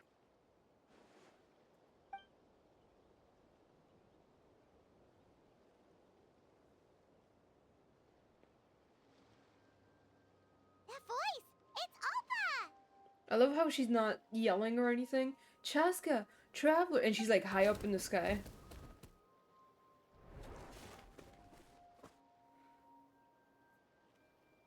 Elder Alpa? What brings you all the way out here? Well, I was patrolling nearby when I heard the sound of an explosion. What's going on? Let me fill you in. I don't believe it. Elder Alpa, does the name T'Pol ring a bell to you? I feel like I've seen it written down before. Maybe in a list of candidates for the flying trials? Huh? So he's a member of your tribe then? No. If he was a member of the Flower Feather clan, I'd definitely know him. Shall we head back to the tribe and do some investigating? Now that you mention it, I do remember a young man from outside our tribe who came to participate in our flying trials once. You were away on a mission at the time, which is probably why you don't remember him. He was a craftsman from the Children of Echoes, but he'd always dreamed of soaring the skies. So he wanted to join our flying squad. The Children of Echoes? That's rare. But despite his best efforts, he unfortunately failed to pass the trial and gain the Kukusaur's approval. In the end, he went wingless and returned dejected to the Children of Echoes. Wingless, huh? Maybe he invented the phlogiston wings to get revenge on the Kukusaurs. Perhaps. Or maybe it's simply his way of dealing with his regrets over his past flying endeavors. Either way, it doesn't excuse his abuse of the Kukusaurs. I'm gonna take these guys back and expose the truth to the tribe. It's time for this conflict to end. Easy, Chasca. Remember what I said about keeping a low profile? The ringleader still hasn't shown himself, and this man's allegation about powering the phlogiston wings with Kukusaurs is only speculation. Bringing these men to the tribe now won't win over any current supporters of the phlogiston wings. In fact, it may even escalate the conflict further. After all, many are mistrustful of the Kukusaurs after recent events. Is that why T'Pol waited until now to try to capture my sister? I don't know. I mean, he did tell us to spread negative rumors about the Kukusaurs and slip some Mora to anyone opposed to them, but... But Koya only attacked humans because they stole her child! Nevertheless, we will be hard-pressed to change people's minds while emotions are running high. Unless we have irrefutable evidence. You mean we need to catch T'Pol himself? Bravo! My thoughts exactly. In the meantime, leave these men with me. I'll escort them back to the tribe. I'll take the other members of their crew into custody too. They won't get another chance to stir up trouble. Fair enough. I guess finding T'Pol is gonna be the key to resolving this conflict. Let's hope the Children of Echoes have some info on him. Sorry, whatever it is, it'll have to wait till this is all blown over. I have to fix this situation before it spirals out of control. Mom, sis, rest up and get well soon. I gotta fly.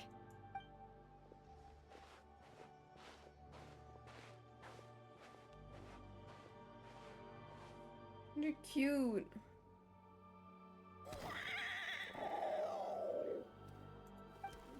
If you're worried, go ahead and follow her. Don't worry about me. Mom can take care of herself. Got it.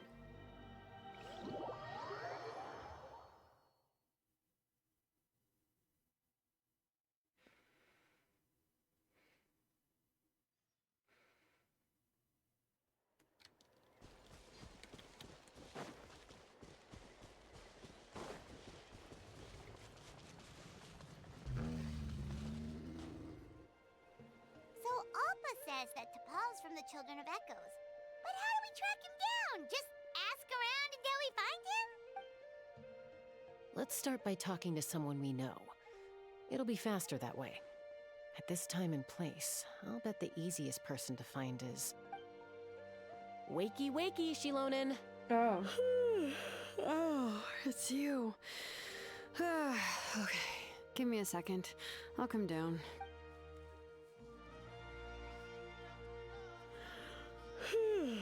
Seems like you two both love climbing trees. I climb trees to fly further and see farther. I don't usually stop for a nap. Well, we're not all like you. Always full of energy, even after flying around all day. Yeah. So, you've come all this way and interrupted my precious nap time. Might I inquire as to, why? I'm sorry, Shilonen, but it couldn't wait. Why? Does the name T'Pol mean anything to you? He's a craftsman, apparently. Huh. T'Pol. Yeah, that rings a bell. I think that's Puma's child. Is he in the tribe right now? Nope, I'm afraid you're a few years too late. Why are you looking for him? It's a long story. Huh, phlogiston wings. Wow, okay. The kid actually pulled it off. Well, looks like, no more rest for me today. Pulled it off? You mean he's tried making something like this before? Yeah, he started trying to build a flying machine right after he got back from the Flower Feather clan. So right after he went wingless, then. Was this flying machine anything like the gun you made me? You mean your gun that's harder to tame than the proudest Kukasaur? No, he wanted to build something that allows anyone to fly freely, even if they're not naturally gifted. But he never got very far back then, though. Blew up his workshop a few times and barely made it out alive. I never really kept up with him after that. His parents traveled a lot in their youth and only returned to the tribe after he was born. But they settled in a remote area and don't interact with other people much. Which means most people in the tribe don't know them very well. Your best bet is to chat to his direct family. I'll, go get Puma. Wait for me in front of the workshop. I won't be long. Alright, queen.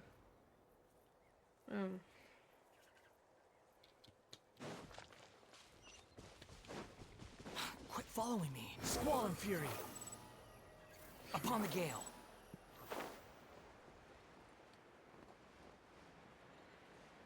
Yeah.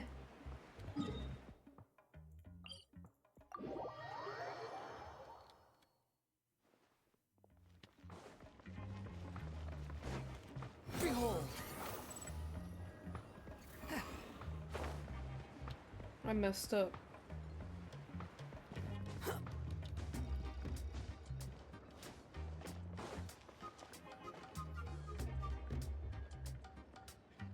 I'm back. Allow me to introduce T'Pol's mother, Puma. Hello, we're... Oh, save the pleasantries. I don't want to spend any longer talking about that boy than I have to. Huh? I disowned him long ago. He is no child of mine. Why does she look so young? Like, she has gray hair, but she doesn't have a single wrinkle? Like, okay. All he cared about was his pipe dream of reaching the sky. Oh, we tried to talk sense into him, but he was obsessed. Like, did they forget how to model old people? Like, what happened?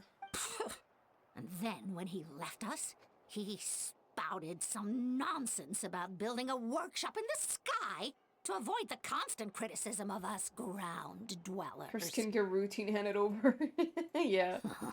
He left his notebook behind. Whatever questions you have, you can look for them in there. I am done talking about him. He's no son of mine. He never called me Mom anyhow. You said anyway. Your text said anyway. Girl, come back. You said anyway. Wow, they've really fallen out. Paimon sure wasn't expecting that. Her husband, T'Pol's father, he passed away recently, and T'Pol didn't even bother to show his face at the funeral. If you ask me, that was probably the final straw for Puma. I'll go keep her company. If there's anything else you need, just come and find me. Thank you. Okay, so this notebook is the only lead we've got now, right? What's in there?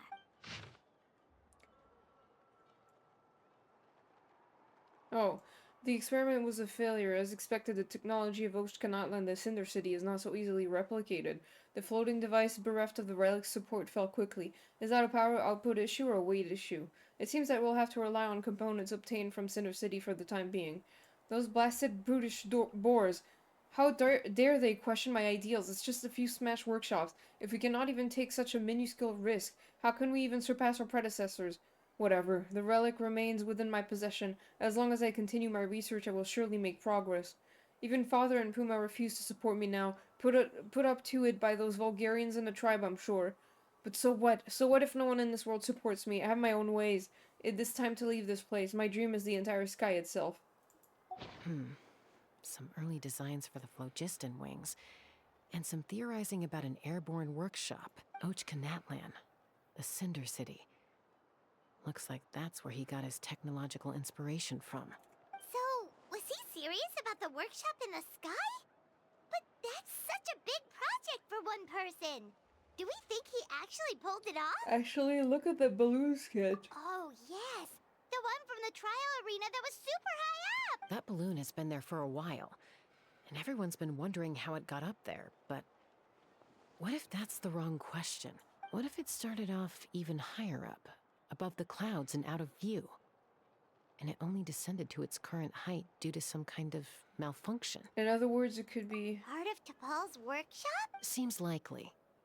If T'Pol's base had been hiding above the clouds this whole time, that would definitely explain why Isidore couldn't find it. I totally called it! But how do we get up there? Chasca, can you even fly that high? By myself? Possibly. But with a passenger, no chance. I doubt even phlogiston wings could take you up that high. At least, not without that relic T'Pol mentioned in his notebook. Yeah, and he's probably holding on to it. We'll have to find another way. Can you fly up that high, Paimon? Nope. That's way beyond Paimon's altitude. Also, would you really expect Paimon to go up there and take on T'Pol by herself? Let's not worry. Just because we can't think of a solution doesn't mean no one else can. I'm not the only flying expert in my tribe, you know. Oh, good point. We should go ask Elder Alpa. And Mutoda. He was quite the flying ace back in the day, too. Let's head back and see what they suggest.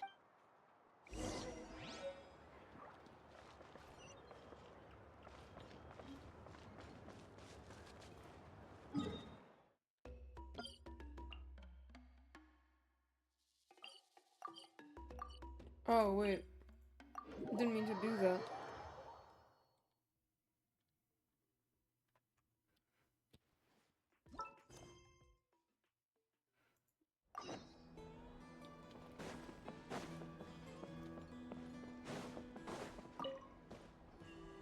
Chasca, you're finally back. Things are getting really tense in the tribe. Have you made any headway with your investigation? Some people even think we arrested the merchants just to support the flying squad and crack down on the phlogiston wings. If things are still escalating even though we've rounded up the merchants, maybe there are other parties out there fanning the flames too. We found some promising leads, but there's a major obstacle standing between us and the irrefutable evidence we need. A relic from the Cinder City? So Ochkon's still managing to sow discord, even after all these years. An airborne workshop and a hot air balloon above the trial arena.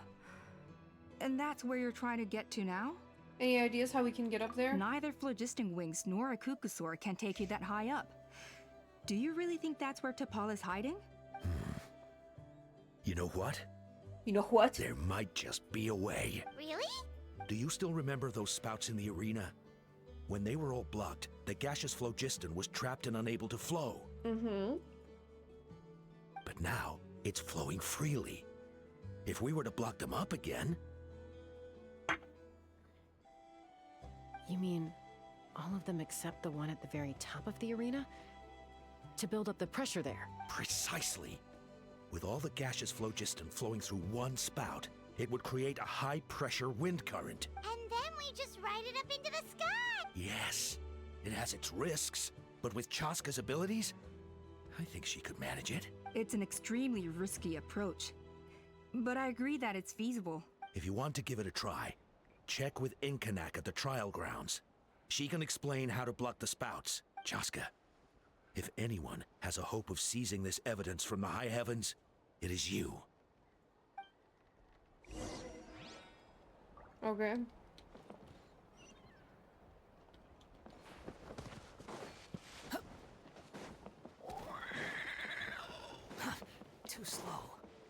rises.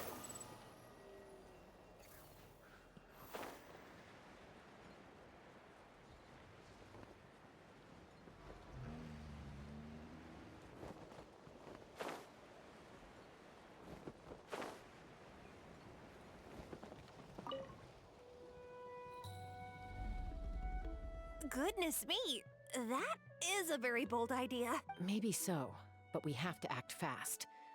What's the quickest way for us to block off the spouts? From a technical perspective, I'd have to advise taking some measurements and carefully planning this out first. But I'm guessing that's not what you want to hear. Then we'll have to take the rough and ready approach. See the solid phlogiston over there? Our prior inspections revealed that some kind of stable structure has formed inside, making it highly damage resistant. It's not without its weak points, but unless they're all struck at the same time, the structural integrity won't be threatened. So, what happens if we do strike them all at once? It'll collapse. Okay, I see where you're going with this. Yeah, you got it. As long as you hit all the weak spots at once from the right angle, the solid phlogiston will fall right on top of the spout and block it up. You're right about rough and ready. Sounds like my kind of plan.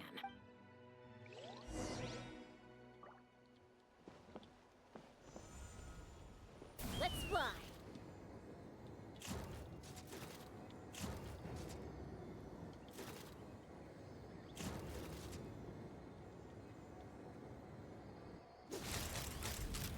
Locked on!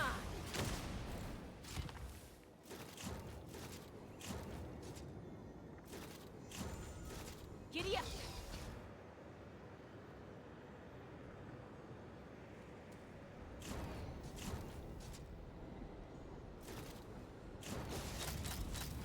Bullseye! Oh, bro.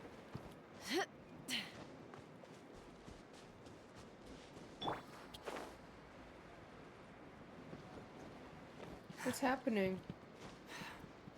Where do I get the things? Ha! Giddy up! Look! There's a chunk of solid phlogiston right over that spout! Let's fly. Locked on!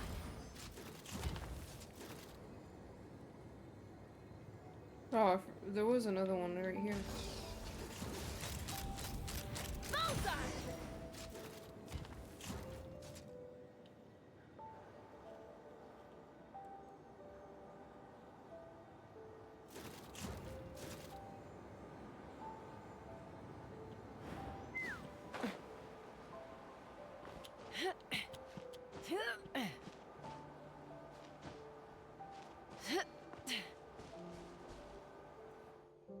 It actually worked! But wait, how are Paimon and the Traveler supposed to get up there? Koya can give you a lift. She's actually been following us this whole time.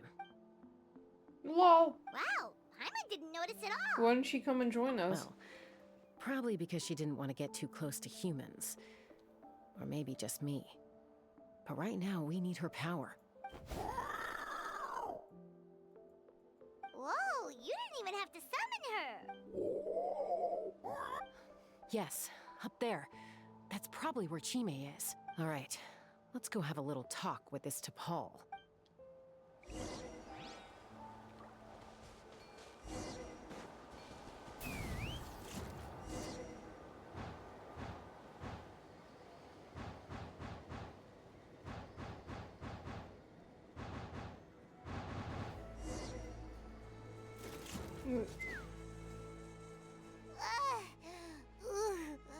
Paimon's never flown that fast before. She feels so ready to throw up. At least you made it in one piece. Aha. Just as I thought. It might look like a regular hot air balloon from the outside, but up close, it's clearly been heavily remodeled. And sure enough, it only descended below the cloud line because the custom-built machinery malfunctioned. Can you tell what the issue is? I should be able to figure it out with T'Pol's notebook. Thankfully, I know a little DIY from fixing up my guns when they're having issues. Why sheep? Mm-hmm. That should just about do it. Now all it needs is a nice hard kick. Maybe that works on your guns, but... Huh? We're really moving! Huh?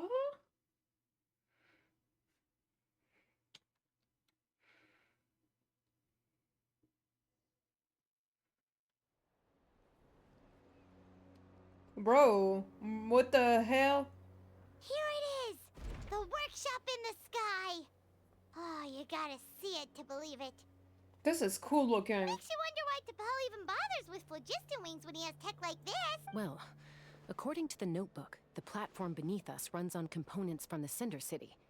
Those can't be mass-produced. Also, I have some doubts about its mobility after seeing how it moved just now. For someone like T'Pol who dreams of flying freely, this definitely doesn't cut it. But if he's got that relic, he should be able to make a set of prototype wings for himself, right? Why bother making a whole flying workshop so he can mass-produce them? If he can come and go freely from this workshop, he's probably already built those prototype wings for himself. But this doesn't add up.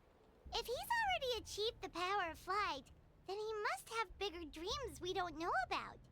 But what? With any luck, we'll find the answers in his workshop.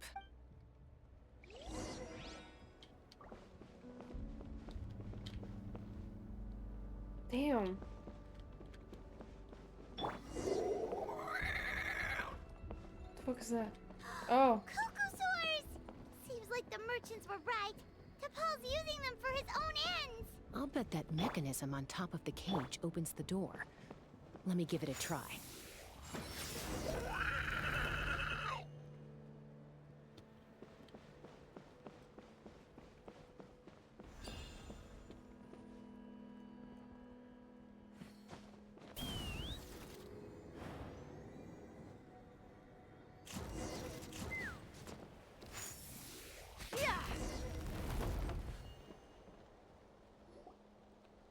Why won't it fly away like the others? Is it... She's still breathing, but barely. By the looks of it, T'Pol was using these cages to extract phlogiston from the Cucosaurs. Once a Cucosaur is drained of phlogiston, it becomes too weak to move. We'll have to come back for these ones after dealing with T'Pol. There's another notebook here. Let me see. Looks like a record of his phlogiston research. Log number 330. With the support of... I was finally able to launch the airborne workshop. Even though it relies on the relic for 80% of its power supply, I've at least taken the first step. Log number 348. Research on the relic is progressing well. I should be able to replicate the technology and scale up production very soon. Has proposed a name for this groundbreaking invention: the phlogiston wings. I think I'm getting close. Soon I will achieve my dreams. Log number 377.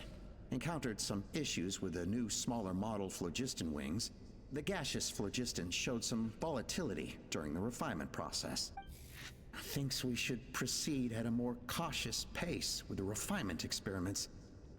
But after so many past failures, I have to prove that I will succeed this time. Log number 114. Ran an experiment using Cucosaurs to refine gaseous phlogiston.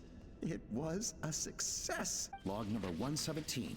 I've started recruiting merchants and hunters to capture wild Cucosaurs. Why are the number of logs going down? Like, log number 121. What? Major breakthrough in the efficiency of phlogiston it's all yield. messed up.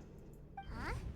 So many parts have been crossed out! Based on the context, it should be someone's name. Yeah, probably the contact he alluded to in his other notebook. Guess he has a benefactor. Did anyone else notice how the numbering system in this notebook suddenly changed halfway through? Yeah, I mean, the tone seemed to change a lot too. We haven't got time for textual analysis, I'm afraid. Grab the notebook and let's press on.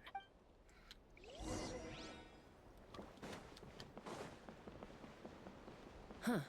Never seen one of these before. Looks like this was built with the Cinder City components, too. You're not thinking of giving it a nice hard kick, are you? Take me up! Whoa! What's that mechanism doing? It's asking for a nice hard kick where it hurts. Aim for the weak spot. Okay.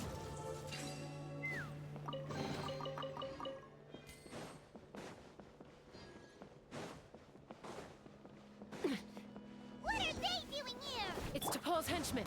He must have brought them here using the relic in his prototype wings. Watch out!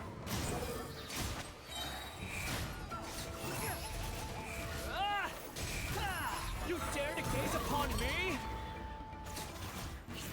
How amusing. Into the wind.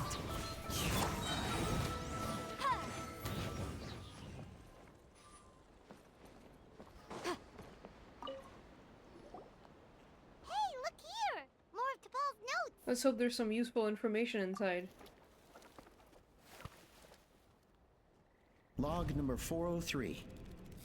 Introduced me to some new comrades who fully support my ideas. I told them that some Saurians are blessed with wings, and some people with natural gifts, while the less fortunate among us can only look on longingly as they seize the skies. But I also told them that progress can erase individual differences. Think of the tools humanity has made to fight back against wild beasts. The law we have put in place to even the playing field between the strong and the weak. I promised them that our research will be the new frontier of human progress. With our phlogiston wings, the power of flight will no longer be for a select few to enjoy. Imagine a world where the skies are for all to share. I only hope that when we finally achieve this goal, we'll be proud of me. Imagine a world where the skies are for all to share. Yes, what a wonderful world that would be. If only it were possible. We could respond faster. And so many tragedies could be prevented. But DePaul, what about the Saurians you're draining dry of phlogiston? You're not sharing the sky. You're stealing it! Bad move. I won't let you get away with it. Chasca. I'm fine. Let's keep moving. I don't think we'll find anything else here.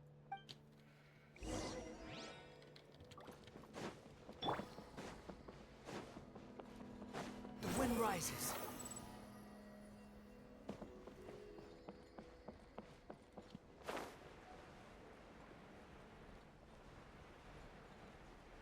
He's stealing the sky! We have to arrest him!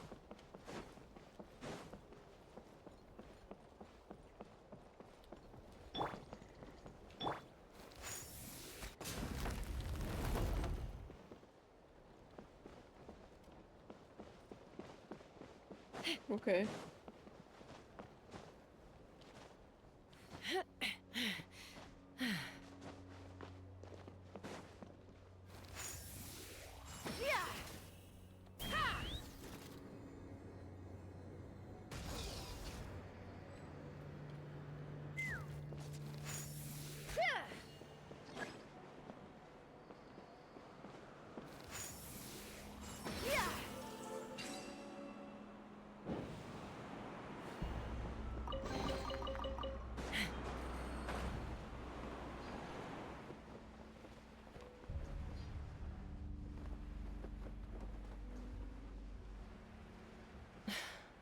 I can't believe he captured so many Kukasaurs. But right now, we have to focus on solving this problem at the source.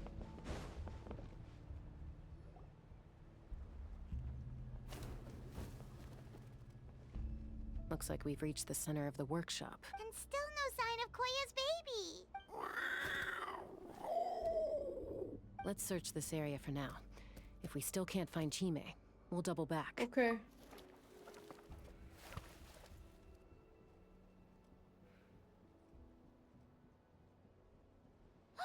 Chasca, Traveler, come quick!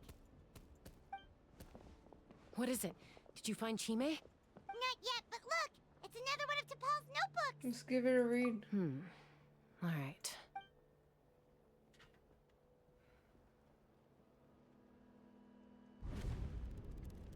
Log number 428. We decided to restart the experiments on phlogiston refinement, but without telling. This is the final obstacle to the success of the Phlogiston Wings project. We cannot fall at the last hurdle. Log number 436. Earlier today, suggested using Kukasaurs as an intermediary to extract refined phlogiston.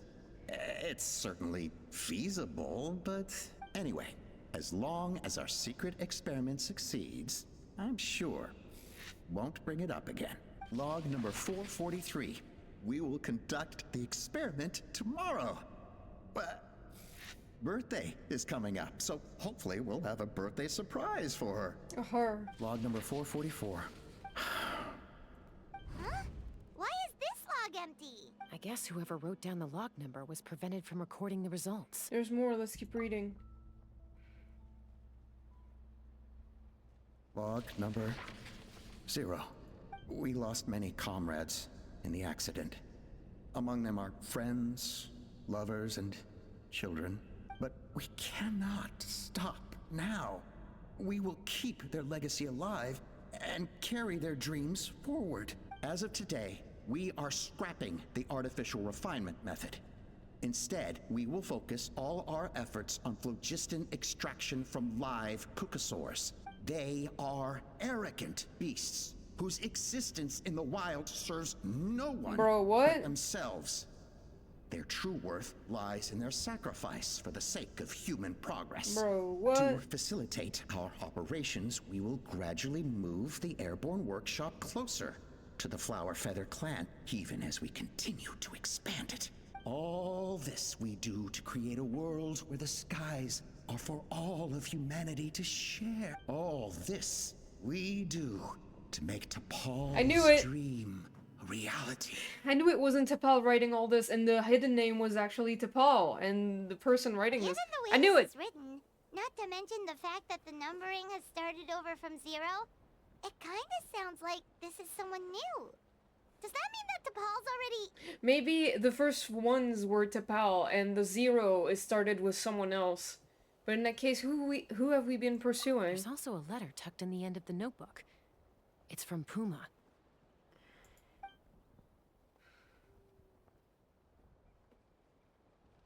T'Pol, I don't know where you are right now, so I don't know how to reach you.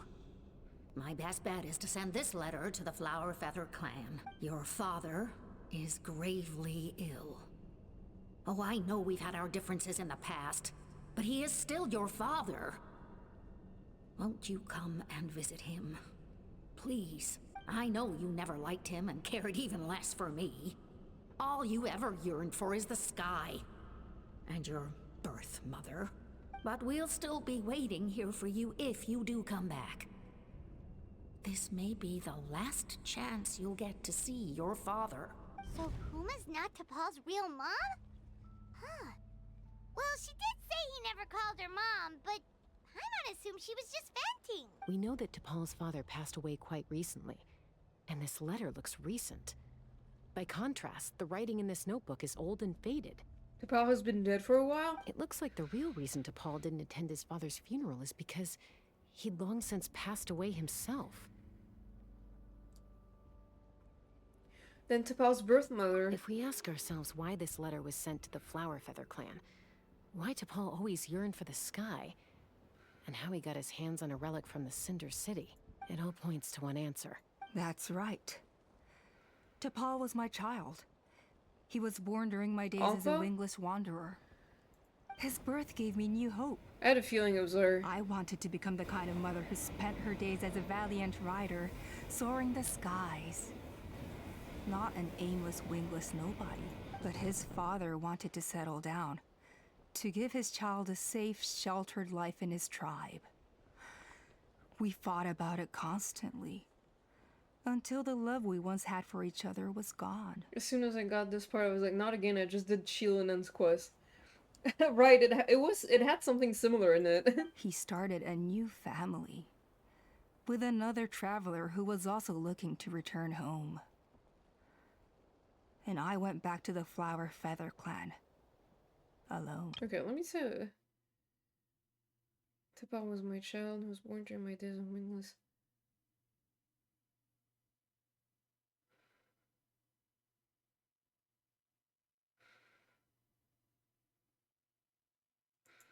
Let's see. I had no idea that despite being raised among the children of echoes, my child still harbored dreams of the skies. Can you imagine, Chasca? The joy and surprise I felt when he showed up at my door, asking to join the flying trials, or how proud I was when he said he wanted to prove his own worth, rather than relying on my position as elder. And then the anguish that overcame me when he was rejected by the Kukusaurs and became wingless, just as I had after my injury. You've got a lot of nerve showing your face here. Don't take this the wrong way, Chasca. I'm not here for a fight. I just want to talk. Isn't that your preferred way to resolve things? I trust you've learned of Tepal's wish on your way here. A world where the skies are for all of humanity to share. If only his dream can be realized, no one will ever have to lose their wings again. Our aerial prowess will be greater than ever before. War will never again come at such a great cost. The loss of Koichi is a tragedy that need never be repeated. So tell me, Chasca, do you really wish to see the phlogiston wings forever grounded and gathering dust? Nothing you've said excuses all the conflict you've caused. You mean the argument back at the tribe? It was a necessary measure. Sometimes this is the only way to accelerate the pace of progress. Is a mother harming her children when she coaxes them into swallowing a bitter pill? Of course not. It is a brief moment of suffering for the greater good, and the child would come to understand this in due course. The phlogiston wings are that bitter pill. We will never progress as a tribe if we cling to the scraps the Kukusaurs offer us. Once the people have embraced the phlogiston wings, they will never look back. Even if they learn how the refined phlogiston is sourced, they will convince themselves that the sacrifice of a few Kukusaurs is a small price to pay for our dominion over the skies. But this I had not anticipated. I barely had the chance to introduce the phlogiston wings to the tribe before you found this place. Your plan was hardly foolproof. Yet, it can still be salvaged. Chasca, traveler, you are the hope of humanity. I'm sure you have your doubts about my methods, but know that my love for humanity and for Natlan is genuine. You know me, Chasca. And you know that I've always treated everyone in the Flower Feather clan as my own children, as fellow humans. Surely you can understand my perspective. It's definitely food for... No, you wish. Alpa, Natlan doesn't belong to humans alone. And truthfully, neither do I. How many times has the Abyss invaded Natlan now? And yet despite how much stronger it is than us, Natlan still stands as a nation of humans and saurians. Peace imposed by force will crumble in a matter of days, because social bonds are what hold a civilization together. Weren't you the one that taught me that? And yet you would break the bond we share with our saurian companions to take more power for ourselves? That's as stupid as hacking your own arm off to use it as a club. Damn, okay. They are wild beasts, driven purely by instinct. How could they possibly understand human social bonds? How did someone like her ever become a writer? Maybe Kukusaur instincts are not so different from ours. You overestimate them. They bow to the strong and shun the weak. That's all there is to it. They never gave Tepal a second glance when he was at his lowest, nor me when I returned injured from the Cinder City. It's all about survival of the fittest for them. Plain and simple. They obeyed me once I proved myself stronger than them, but the moment it serves them better, they'll abandon me in a heartbeat. You're wrong, Alpa. They only reject the wingless because they don't want to fly anyone to their death. Chasca, I will promise you this. Only the unruliest wild Kukusaurs will be used for phlogiston extraction. The ones who have nothing else to offer to humanity. Bro, that's fucked up. Well, that's too bad. Because I know a few unruly wild Kukusaurs who don't think that idea is gonna fly. Namely my mom, my sister, and me. And the others? To us, they're friends, family, even children. So if you want to put any of them in one of your cages, you're gonna have to go through us. Is that right? I knew you might be difficult to convince. Maybe this will change your mind.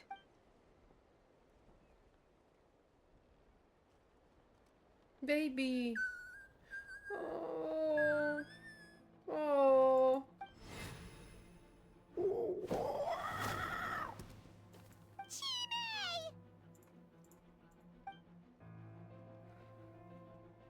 Leave him alone.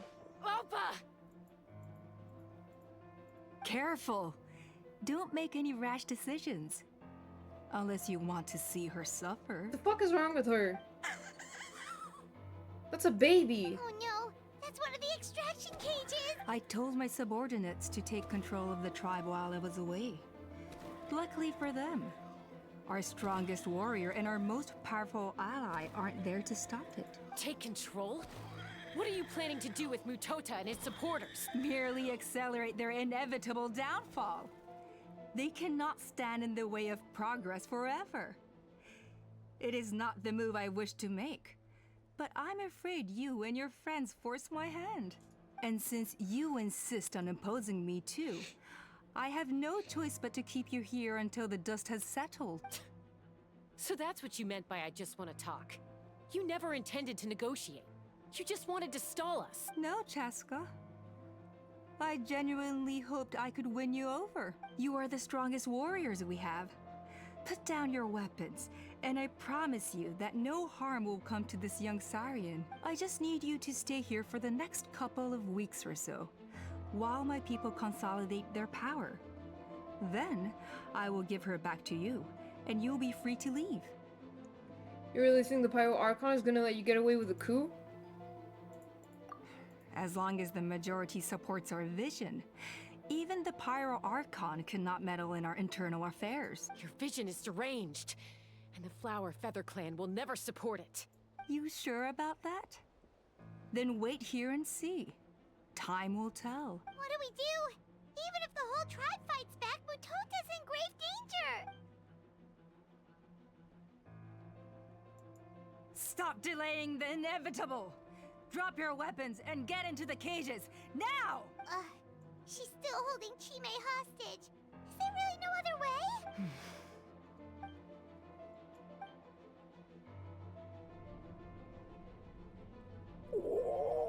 I'm sorry, Chime. Might have to do something unmotherly. Oh, damn. Is she gonna kill her now? Do it, Mom! I don't want to be a burden. What kind of warrior would that make me? Koya? Huh? What are you yapping about? Stand down. Drop your weapons, now! This instant! Ooh. No! The relic! Now. One with nature. No, my sword! Squall Fury. Give up, Alpa. We're negotiating my way now. This ain't... Hey! Something's up with this relic! You're dead.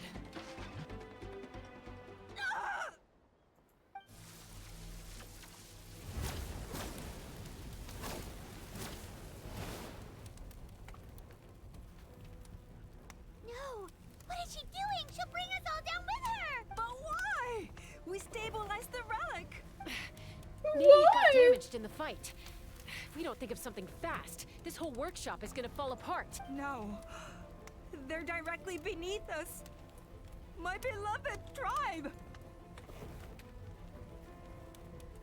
You leave the workshop to me, you deal with the relic. If we don't solve this problem at the source, this whole place will come crashing down. Okay. It's too powerful. This ain't a toy like last time. I don't think I can just throw it aside. But we need to get it far away before it explodes. Then the tribe will be safe, and so will this workshop. Koya, remember when we were kids? Come on, let's take this thing high up into the sky. Don't worry, I know I can get rid of it before it explodes. We're talking some surface wounds at most. All I need is for you to catch me at the end, just like old times. can't hold it back anymore. We have to go. Ah! Don't be insane! Alpa! What are you... You're a fool, Chasca! Why would you choose such a risky solution? Are we not getting like a cutscene? We cannot entrust the safety of our tribe to this wild Saurian! I'm the fool. You really think you can stand a better chance than me? She's fucking crazy. Sure. It may be asking too much for an ex-wingless to escape the blast radius in time, but I can fly it a safe distance away. Even if it's the last thing I do.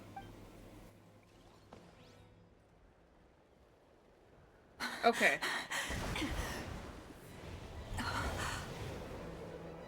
Here. These should be high enough to save the clan. What? You don't get to die a hero today.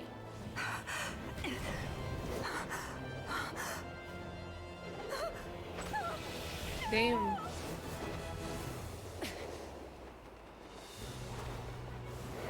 Okay, that's pretty dope.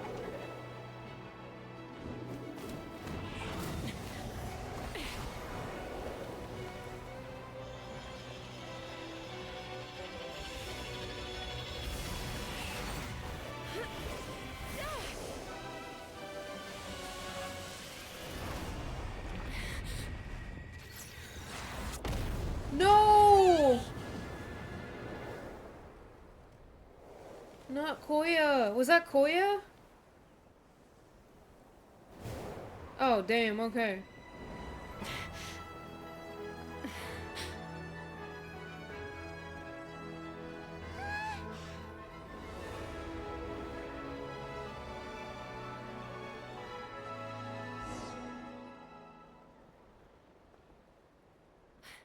Koya, are you hurt? Let me take a look at you. What do you mean, I'm fine?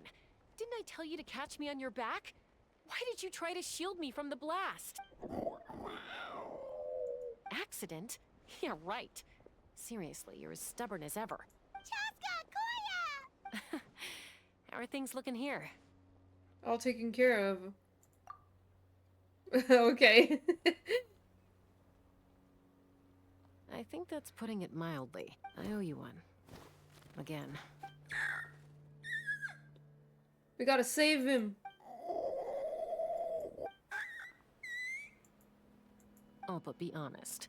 Do you still think Kukasaurs can't form bonds? Mom, I'll figure out the refinement problem. I'll find a way. You don't need to worry about it. I just need some more time. That's all I ask. Please just trust me. Just this once.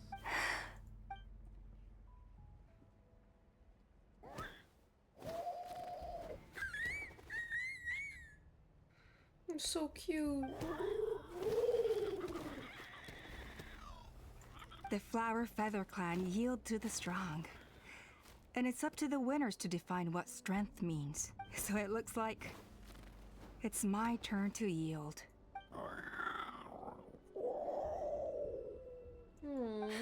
Koya! Koya!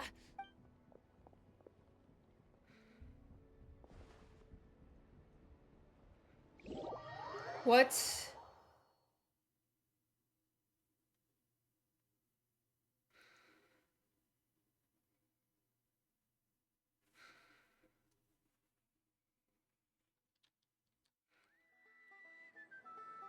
So, you're absolutely sure it's not because of the explosion?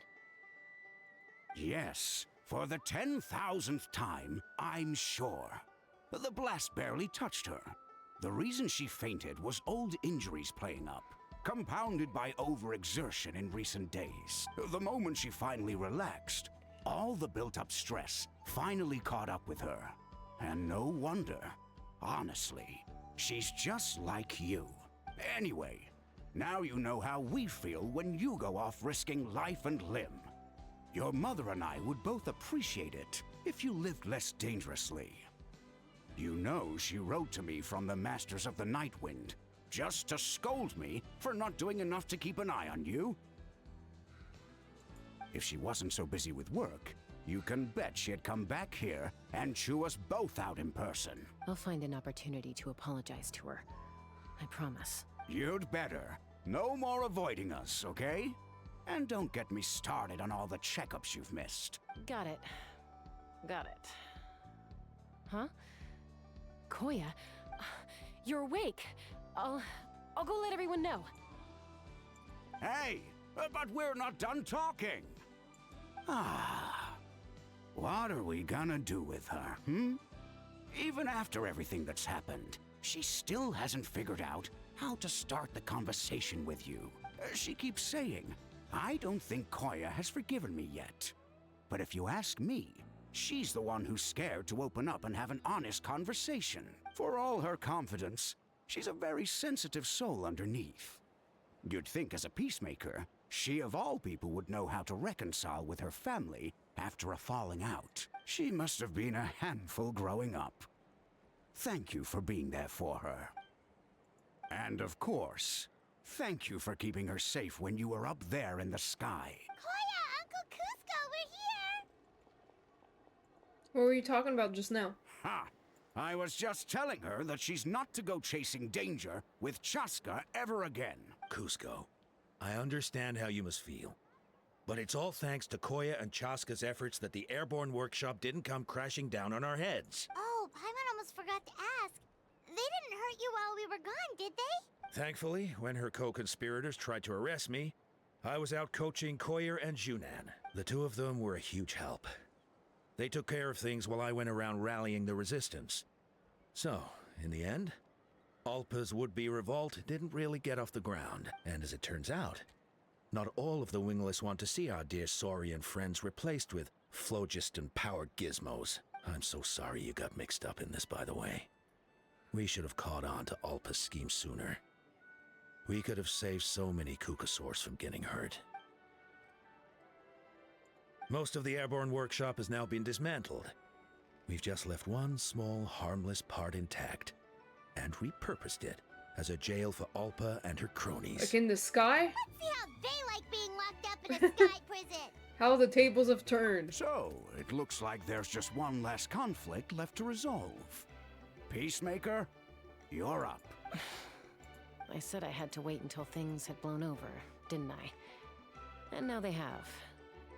But I still have no idea what to say. Koya, I just want to say, I'm sorry for how things went down back then. There's nothing to be sorry about. Human or Saurian, we all grow up and form new bonds with new family and friends. And now I've come to understand why you chose to stay among the humans. Huh? Does this mean you're not mad at me anymore? That's right. There's that family likeness coming through again. Paimon, zip it. Shut the fuck up, Paimon! That day, when we ran into each other.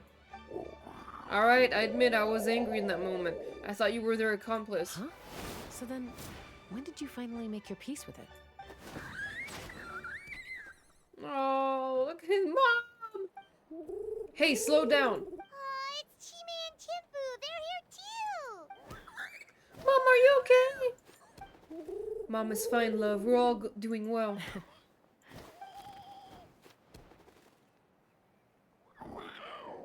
I guess it was when it was my turn to embrace a new family of my own. Aww.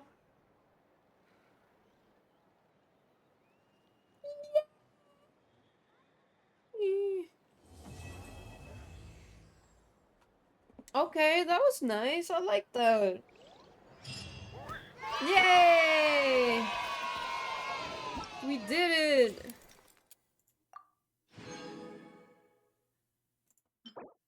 Purple bloom. Damn.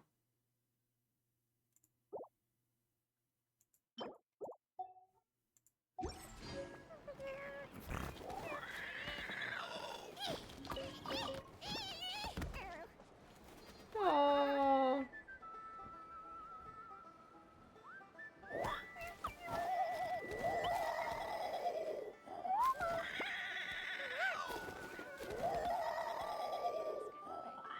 I'm seriously obsessed with the baby Saurians. They're adorable. Shut the hell up!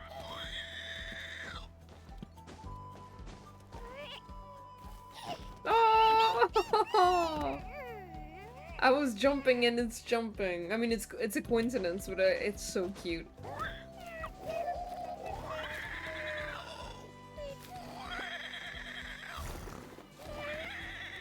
Oh my god, it's adorable! I'm gonna die! Stop screaming.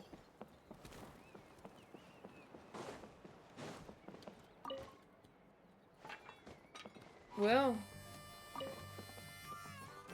Don't bring Wander here, he will definitely adopt one of them. Oh my god, can you imagine? Like, Kazuskar adopting a baby Saurian?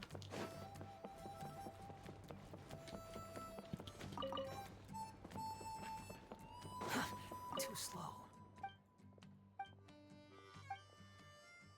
Look at Wander. That's just what happens to your face when you, like, look at someone who's jumping. It's so funny when they do that. Yeah, it's so true. He's, like, nodding his head to music, I guess.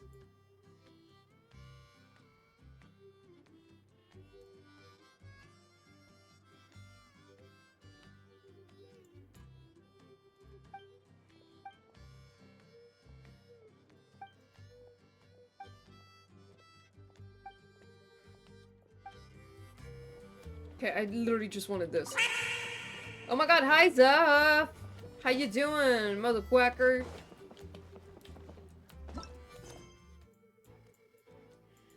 This is like the thing for Mistylotl.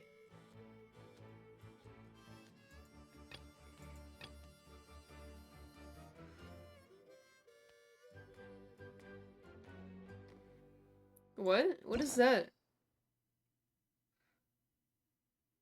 Oh. Oh, it's like a oh! After having obtained the talisman from Washa Klahun Ubakan, you open the path to the ruins of the Sage of the Stolen Flame together with your companion Herbie.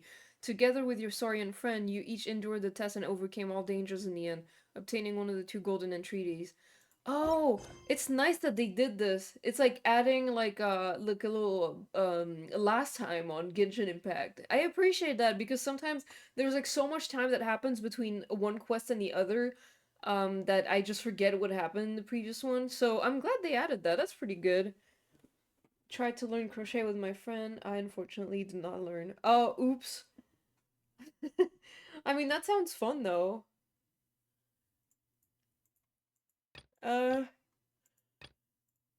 Okay. There. Oh, no. Hmm. There's no need to exchange pleasantries.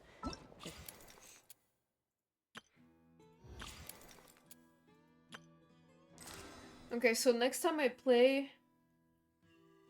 They're right-handed and I'm left-handed. Oh, damn, that changes everything.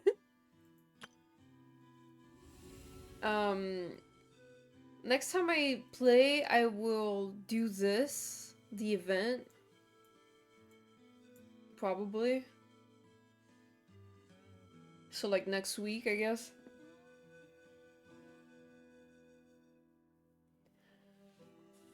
But I think for now I'm gonna stop. I'm pretty tired. That was fun, though.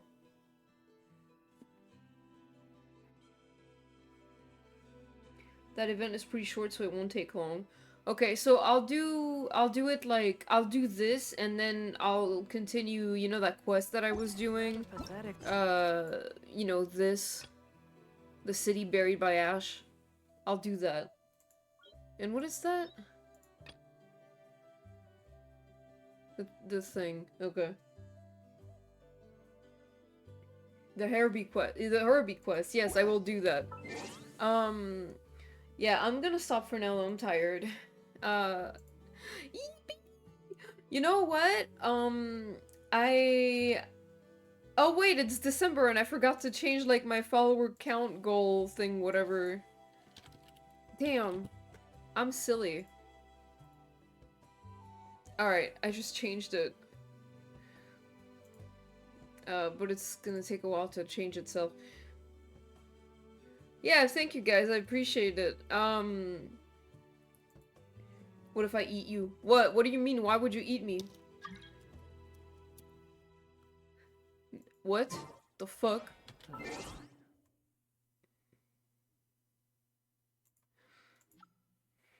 That's ominous. Okay. I'm gonna...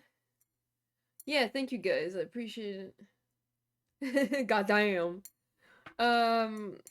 I'm gonna go now, but I'll be back on Friday for Disco Elysium, and I play more Genshin this time. You know what? Even though I don't really like Chasca as a character, I thought this quest was pretty nice. I liked it.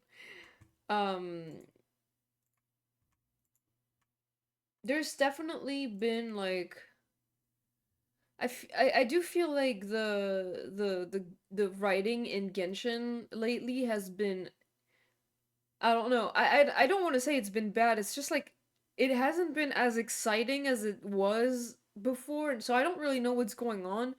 I don't know if it's like rare Chaska W. Yeah. The quest itself, it wasn't the best. It was okay. It was good enough, but I appreciated it for what it was. But I feel like it's been so long since Genshin truly had like a banger quest. You know what I mean? Um, I don't know. I, I guess we'll see. I've been seeing people say that it's been or not exciting. I mean, I guess it's like, um, it's not been as exciting as like, Fontaine, as Fontaine was. I don't know. Fontaine was like so much more exciting, in even in the Archon quest. Yeah. Um.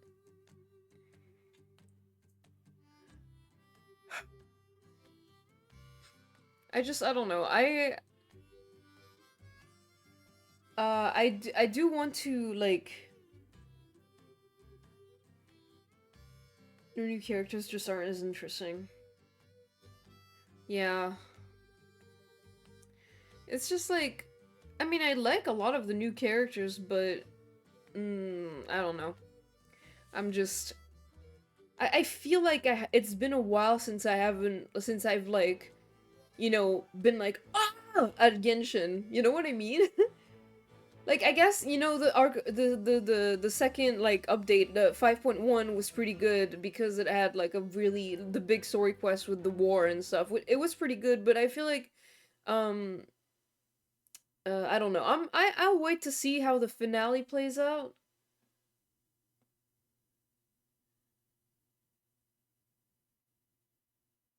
Only quest I like recently was Kenichi, but only because Enjo was in it. Yeah. That one was funny. You know, like, dude, I just realized something. You know the next update is the finale of Natlan, right? I don't know what's gonna happen. I hope it's exciting and I hope it's wild and crazy. But you know what else we're getting? Um, like, at the very end of that quest, we're gonna have someone tell us about Snezhnaya in detail. I mean, I wish we would have Kazuskara as well, but like, I'm pretty excited about that. I don't know. And I'm excited to see how this ends. I feel like it's gonna be... I hope it's devastating.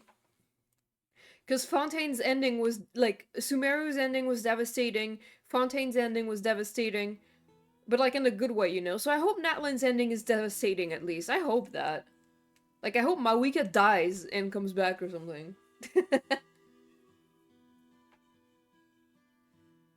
It's almost Dane's Leaf Patch 2. Is it? Did they say there was gonna be a Dane quest soon? Because I remember Kari Bear was like... I mean, the one with Dane in fucking... In Fontaine was like 4.7, right? Or something? So it took a while. Maybe more Columbina crumbs. Oh my god, please! Dane quest is usually after the last act. Well, it took a while for it to come out after the last act of the Fontaine Archon quest, so I don't know. I mean, I hope so, but I'm also hoping for a Mondstadt interlude or something like that, like a Mondstadt expansion. Like, I know They want to do an expansion so bad. Genshin, you want to do an expansion so bad. Anyway, there's a lot of stuff I'm expecting. I said like, even though the Archon quest was to me is not as exciting as the ones from Sumeru and Fontaine, I'm still having expectations, like high expectations for the finale. At least I still believe in Genshin. As like writing wise, I guess. Venti crying in the club right now. In the club, we all Venti.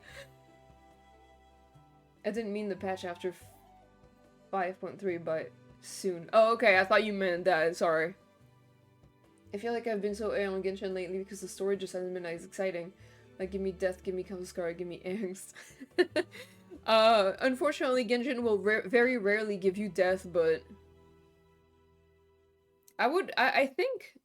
I feel like in the last patch, Mawika's gonna die. Like, in 5.3, Mawika's gonna die and come back or something. The exploration is really good though, and I love the region, it looks really good. The world quests, pretty good too. I haven't done all of them yet, but I really like them so far, so... I want death in like a close one. That's not gonna happen, Zeph. It's a gacha game. It's never gonna happen.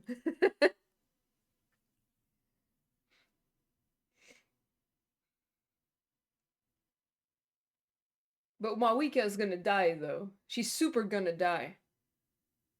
Imagine Paimon dying. Dude.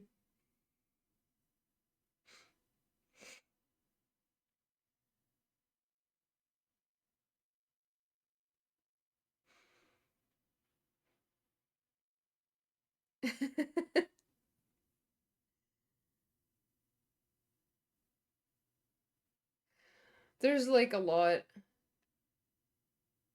If Paimon died, I'd be like, fucking finally. No, I like Paimon. I think she's like... I think she's essential. I don't know, I like her. I would be so happy because I need angst so bad it's not funny. Damn, Zeph. Craving the pain.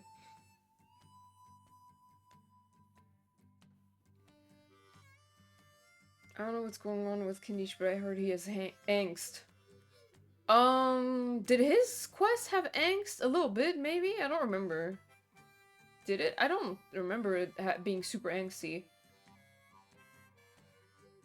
His lore, oh, his lore does have some angst, I think so, yeah. Yeah, maybe you could read his, like, character stories.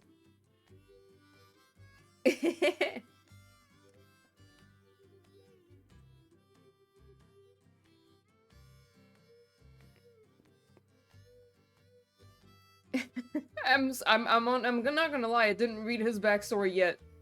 They didn't really talk about it in his story quest, so I don't know. I mean, he mentioned something about it, but like, not in detail. I feel like Paimon was horrible in Sumeru and Fontaine and is slowly redeeming herself. I mean, hopefully. I have to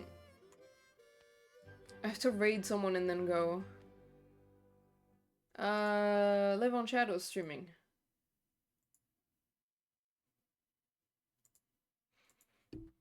Live on Shadows. Thank you guys again for coming. I really appreciate it. I'll see y'all on Friday for some more Disco Elysium. And, by the way, my birthday stream is gonna be on Monday. Ah! Alright. Bye, guys. I love y'all.